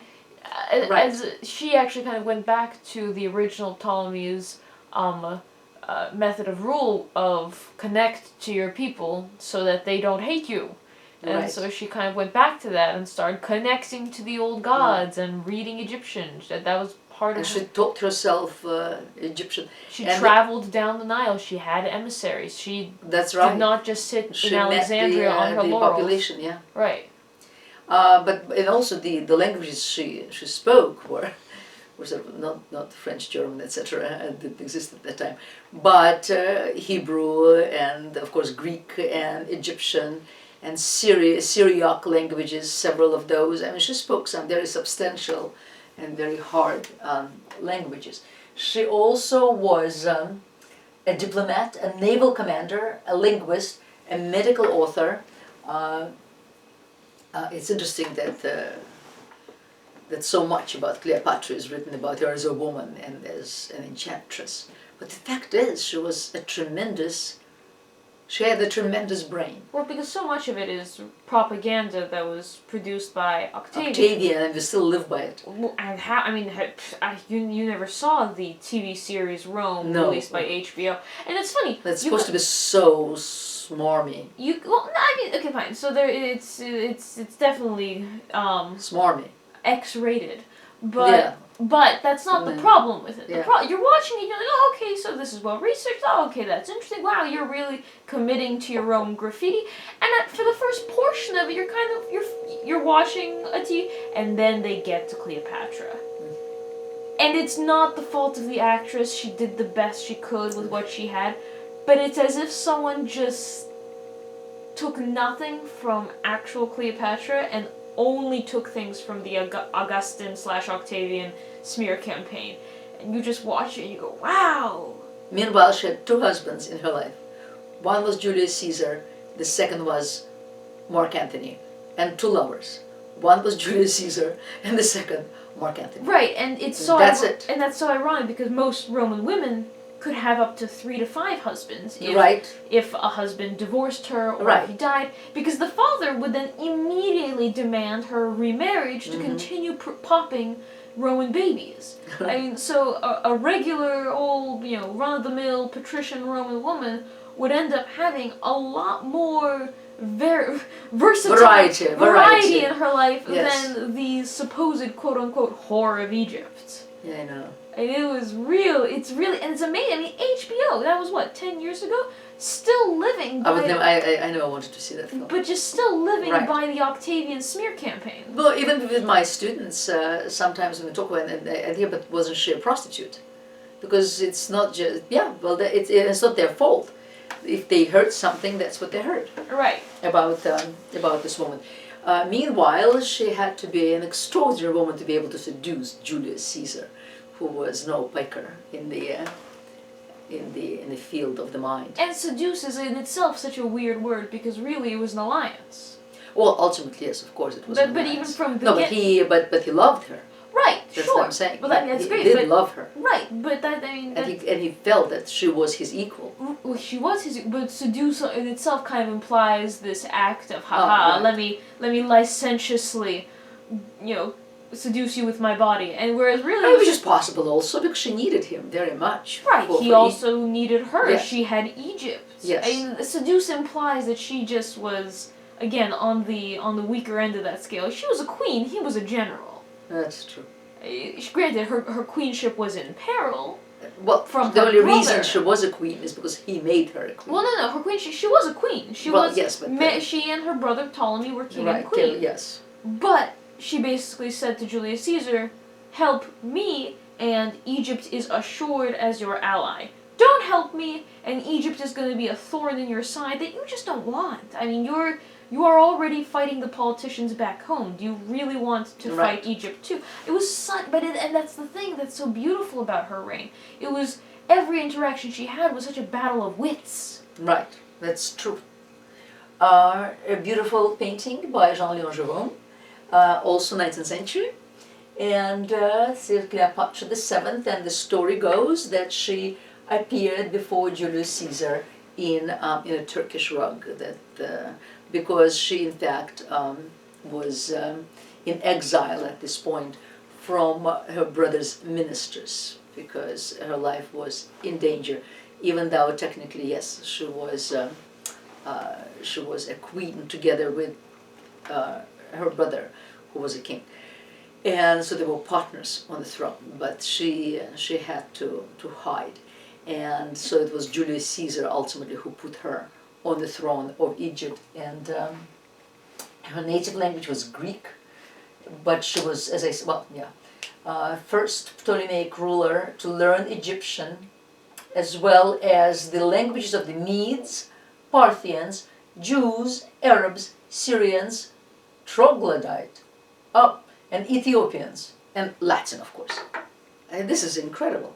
A really good book to read for Cleopatra is Memoirs of Cleopatra by Margaret George. Right. It's a beast. I read it. I know you read it. It is very good. It's a very fat book. It's 900 pages fat. But it is... But it is wonderful. She does recreate her beautifully. Mm-hmm. And she does with all the respect and...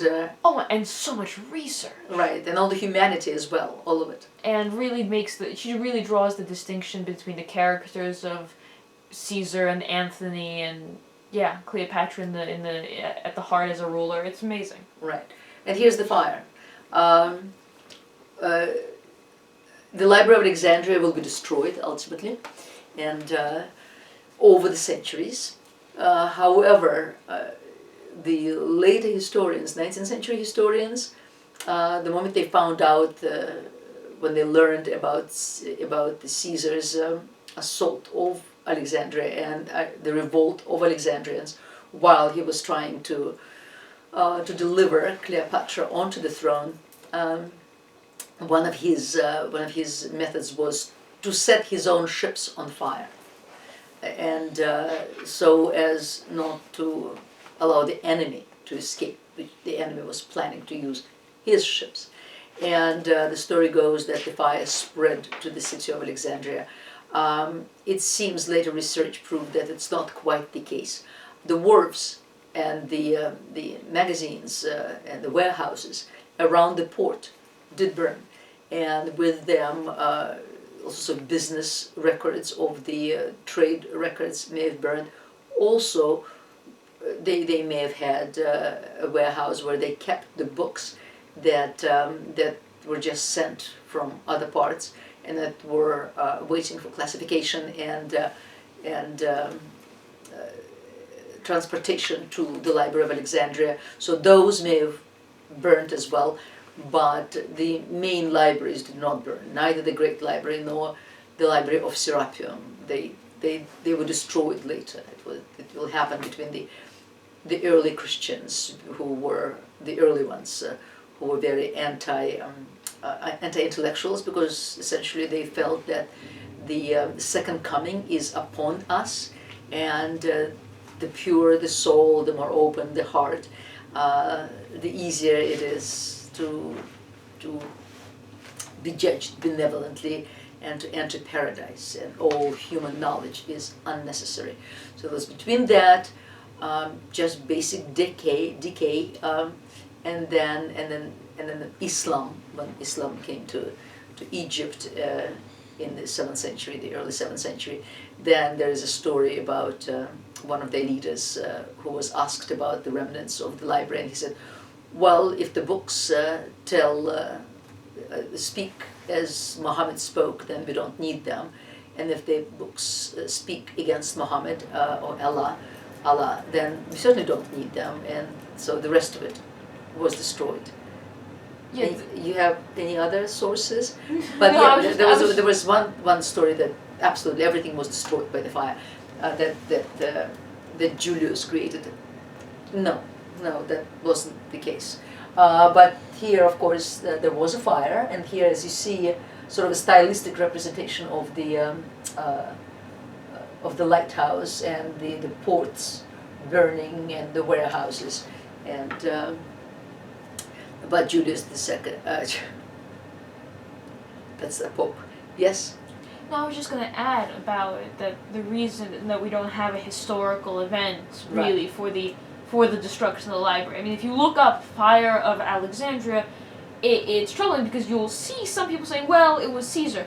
But then other people you'll have saying things like, well, the library was still in use 10 years later. So that's right, exactly. So not very helpful there. Yeah. And or even, yeah, and 100 years later, even during Hypatia. Yeah, exactly. 300 years later. Well, no, that's the 4th century. Yeah, exactly. That's 4th century. Right? So you have, but what's real? The reason you don't have an account on the destruction of the library is because the truth is just a lot sadder. The truth is that human neglect killed, human ignorance killed. Yeah. I mean, the knowledge. In fact, that we don't have a record of that kind of proves that it was not burned by Caesar, because his chroniclers would write that. Exactly. I mean, the crazy thing is that we like to imagine that it was this big tragedy and how horrible, and if we had been there, couldn't we have run in there and saved some scrolls? I mean, everyone. It's much more tantalizing to imagine this great tragedy that brought down the knowledge, because if we had not lost the library, it's true, we would be 1,000 years further, and we just would, because possible. No, I mean, look at what the medicine, the research. Well, we were set back exactly 1,000 years. The knowledge right now in the year 2020, if the library's knowledge had not been lost, we would have the intellectual discoveries of 3020. That's where we would be, because we lost 1,000 years of knowledge in that book. It began in the 16th century and 17th century. So today, of course, we are far more advanced than Alexandrians. But they had the first computer, in a sense. I know. Oh, that's right. You're gonna go there. I know. Oh no, I don't. I didn't include it. Next time I'll talk about it. I forgot about the computer, of course. The rant I'm trying to go on is to say that the truth of the Library of Alexandria is a lot more tragic, in that it wasn't some big tragic event or war or something that we can stamp on and wag our fingers at and say no bad that destroyed the library. It was just human indifference that left knowledge. Well, not only indifference, but also over the centuries. Intentional vandalism. But there just wasn't anyone left to protect it. Right. Also, I mean, the fact that these people, these later religions, were able to sweep across the library, there was no Ptolemy, there was no Cleopatra, there wasn't even the Julius Caesar. As a result, we don't have all the plays of the Sophocles. Exactly. Because we only have 1/10. It wasn't. I mean, sure there will always be aggressors against knowledge, but the scary thing about the destruction of the library is the apathy. Apathy that people just stopped protecting it. Well, decadent people stopped caring. What can I tell you? Civilization needs protection, as we all know. Yeah, that's the real lesson. The moral of the story. Right, that's the civilization is a very fragile thing and needs protection. It's not one big fire. It was centuries of neglect that took it down. Right. So let's see. I'm done. Sorry. Okay, that's all right. So still the Alma-Tadema, another beautiful painting by Alma-Tadema. Cleopatra was married to Julius Caesar. She had a son by Julius Caesar who will later be murdered by Octavian, who will become Augustus. Who was his adopted brother. Who was an adopted nephew. He was an adopted nephew. He was an adopted brother. He was a biological right. He was adopted. Yeah, but that's what they did. And then after Julius Caesar, then the next Cleopatra's second husband was Julius Caesar's lieutenant, who was Mark Antony, and you probably saw the film. Do I have it? Yes, I do.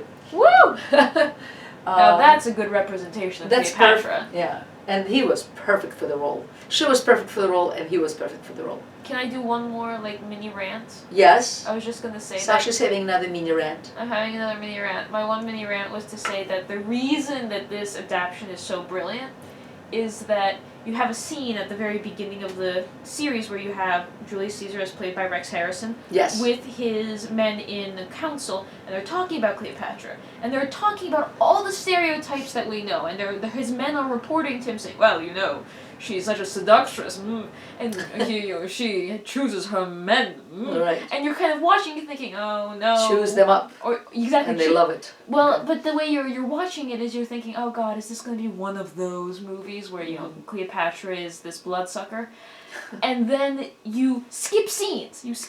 And Cleopatra is sitting in a perfectly demure bathrobe in her chair, and meanwhile, Cleopatra is overhearing this entire conversation. She has a hole in the wall. She hears everything. She hears everything that the men are saying. Then you switch scenes. She's in her boudoir. Oh, that's why she pretends that she's a seductress, right? Well, she's in her boudoir, just perfectly dressed, sitting on a chair, like a human, like a human sitting on a chair. And then one of her women comes up and says, Julius Caesar is showing up. And she goes, okay, girls, places. And the next scene is Julius Caesar walking in, and all of a sudden she's no longer sitting on a chair like a human. They're all half naked, right? She's completely naked, reclining on a giant cockle shell with a teensy tiny little towel covering her from just, neck to just below here. Playing up their games, right? And so you kind of, in that single scene, you're told... Giving them their fantasies. You're told that all of this is a complete illusion, that she is in control of 100%, to, pull the wool over their eyes. Yeah. And that's when you realize, oh, this movie is perfect. It's good. No, it's a good movie, and it holds up well, too. It does it's hold very up well. watchable. Yeah, completely. And he's perfect. He's perfect. Because the actor himself has the same kind of Richard character. Burton plays Mark Antony, and he's really good. Yeah. Again, the only mistake in this movie, I would say, is that they do, again, a tribute to Julius Caesar, the burning of the library. Yeah, right, of course. Yeah, that is the one flaw with the movie. That is the only but flaw. it's only been kind of in a later research that one began to realize it's really not the case. So Cabanel painting, which is, everybody loves this one. Alexander Cabanel, Cleopatra testing poisons on condemned prisoners. And that's also in the book too, remember? In Margaret George's book, that she was a scientist. She was a scholar. She was a real thing. And they addressed the propaganda aspect, which is that, of course, later men were saying, oh, she tests poisons on her lovers. And she's like, But what? she did No. test presumably poisons on the prisoners, which was Right. sort of a Ptolemaic thing, to use criminals as experiments in their experiments. Beautiful painting though. And then of course she was the last ruler of Egypt. She was the last pharaoh of Egypt, and she was the last Ptolemy, and she was the last real pillar of greatness. Egypt went off brilliantly. I mean, having this as the last With Alexander at one end and her at the other. Alexander at one end that and was her quite at a the dynasty of the Ptolemies. Yes, incredible. In between, a little rot, but the two pillars, no question. And this, of course, is from the film. First, guard, what kind of work is this Charmian? Is this well done? And Charmian answering, it is well done and appropriate for a princess who has descended from so many royal kings. Look at you using Shakespeare. I know. Act 5, Scene 2. The whole movie is not a Shakespeare play. It is just No, a couple lines, as of course not. Now, the Romans now became masters of Egypt. As we had seen before, Greek culture and Greek art and Greek scholarship continues because the Romans were completely enticed, swept by it. The Romans didn't have their own scholarship. They didn't really have their own literature or art, for that matter. And what they will have will, for the most part, be derivative. Romans were practical people. They were engineers. They were cement building builders. But they also admired Greek culture, and they just allowed the museum, of course, to go on as it was. So, and we mentioned Ptolemy before when we talked about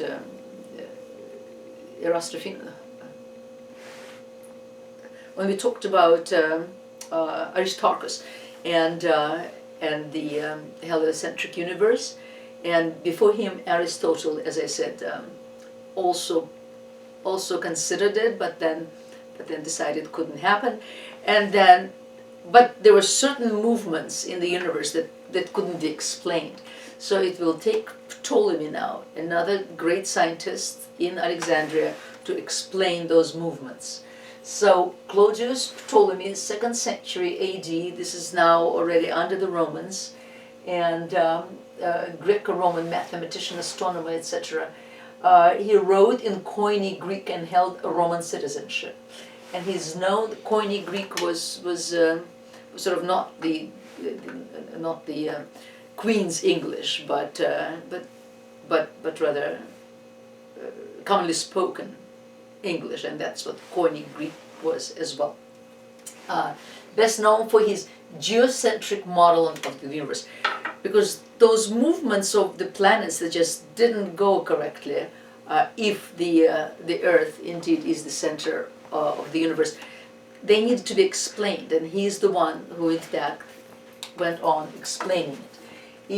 We see him right here. You see, he's no, this is Ptolemy. In fact, he's holding the Earth right here, and this is the fresco by Raphael. There's Raphael himself, called the School of Athens, that he painted in the early 16th century, around 1508, in the Vatican for the private rooms of Julius II. And the School of Athens just incorporates all the great philosophers. But here's Ptolemy, and his most famous astronomical treatise is called Armagest, and that's where he explains the movement of the stars. The second is geography, and his geographical knowledge, and in fact he adopts the maps that were done before, and it kind of seems that it's possible that Columbus had one of his maps. The fact is, those maps do not incorporate America, you see. and Columbus knew those, so he looked at the maps and he saw that one can just get to the Orient by sailing west, and that's how he was going to reach Asia.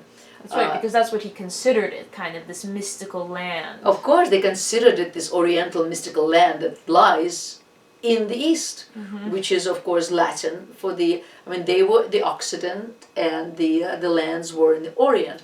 So, but he felt that he could, in order to reach those eastern lands, he could sail to the Occident way.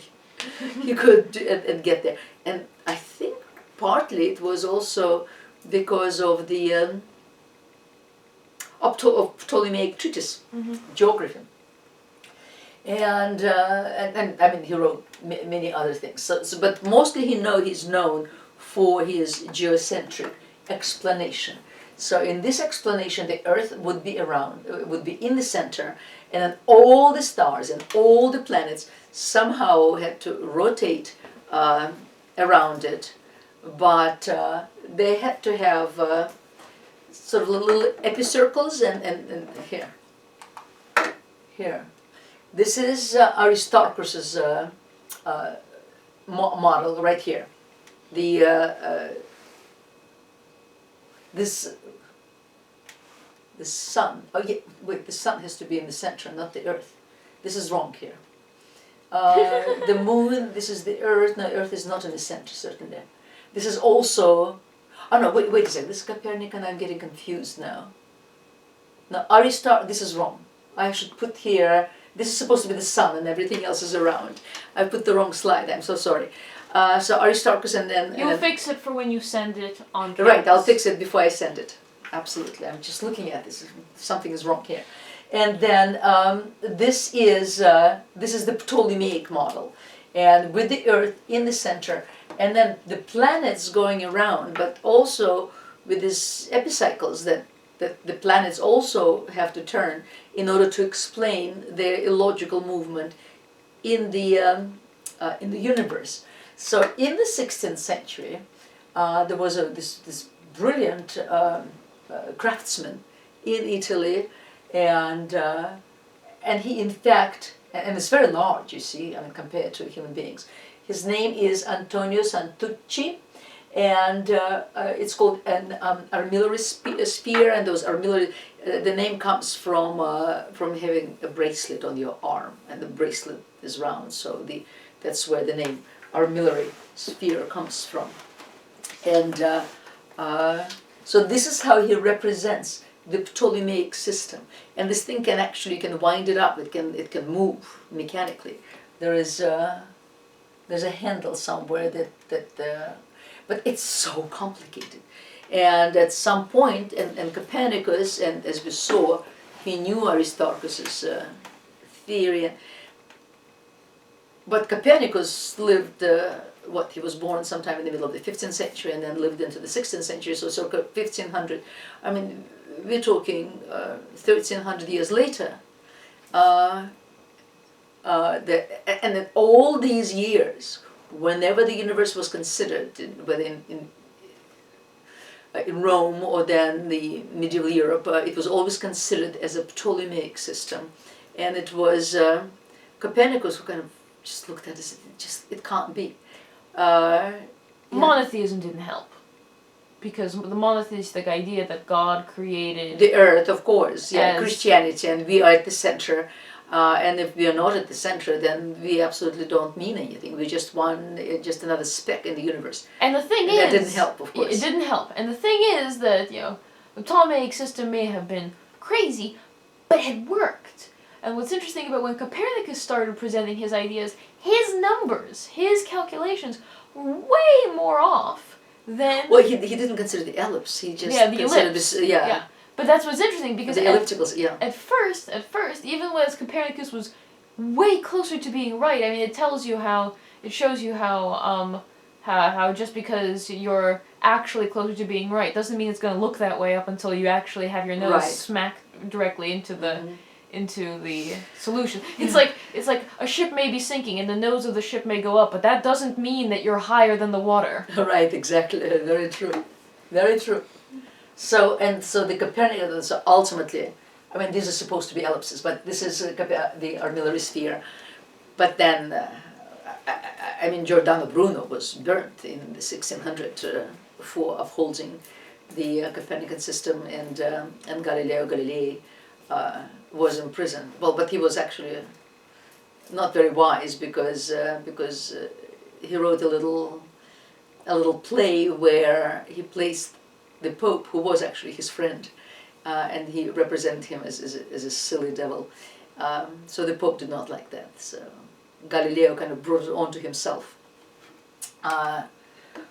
The last representative of the museum, of the library, of the philosophers, also was a female. So we have Cleopatra as the last of the great rulers, and we have Hypatia as the last of the great Greek philosophers. It's interesting, huh? Yeah. It's also interesting and there's Egypt was a much more wholesome place for women than anywhere else. Oh yes. A woman could divorce, she could own property, yes. She could rule. You never have a Roman Rome, empress. Yes. You didn't have empresses until they went Byzantine. But right. But you could and then the West wouldn't accept them, wouldn't recognize them. But you could have pharaohesses. Oh yeah, yeah, of course. A beautiful, wonderful book called by Ian Pierce called The Dream of Scipio, and there he writes, was not Hypatia the greatest philosopher of Alexandria and a true martyr to the old values of learning? She was torn to pieces by a mob of incensed Christians, the early Christians, not because she was a woman, but because her learning was so profound, her skills at dialectic so extensive that she reduced all who queried her to embarrassed silence. They could not argue with her, so they murdered her. They did. She was murdered. She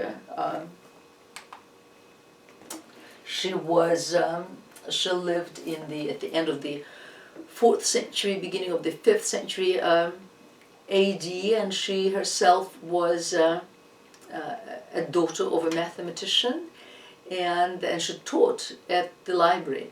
I mean, we don't have any writings, but what we know of her and of her philosophy, she was also she was a specialist in conic sections, but also very much contemplated the problem of geocentricity as opposed to heliocentricity, and presumably came to the same conclusion as Aristarchus. And there's a wonderful film. That's called The Agora. Rachel Weisz. Right, Rachel Weisz brilliantly plays Hypatia, absolutely brilliantly. What is the name of the actor who plays? He's very well known. Yes, he is. Isaac. Yes, Isaac. It's Oscar Isaac. Oscar Isaac. Yeah. He plays a friend of hers. And her student as well. Her student and head of Alexandria, as a governor of Alexandria. And it's what's really nice is that considering that we don't have anything of her own work because it was all destroyed, the film does a really good job of basically piecing things together. You've got a little bit of Euclid, you got a lot of Aristarchus, Ptolemy, right. So all of this that we were talking about. You even have hints at future philosophers and scientists like Copernicus and Kepler. Right. You really kind of they really did a very good job of pulling together other sources to recreate the gaps where Hypatia would have existed. Right.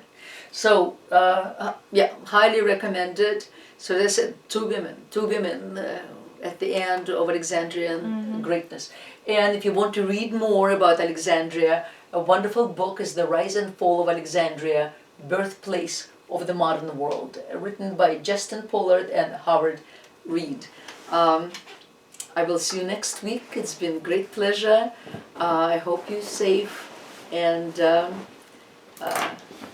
have a safe working environment as much as possible. Bye bye.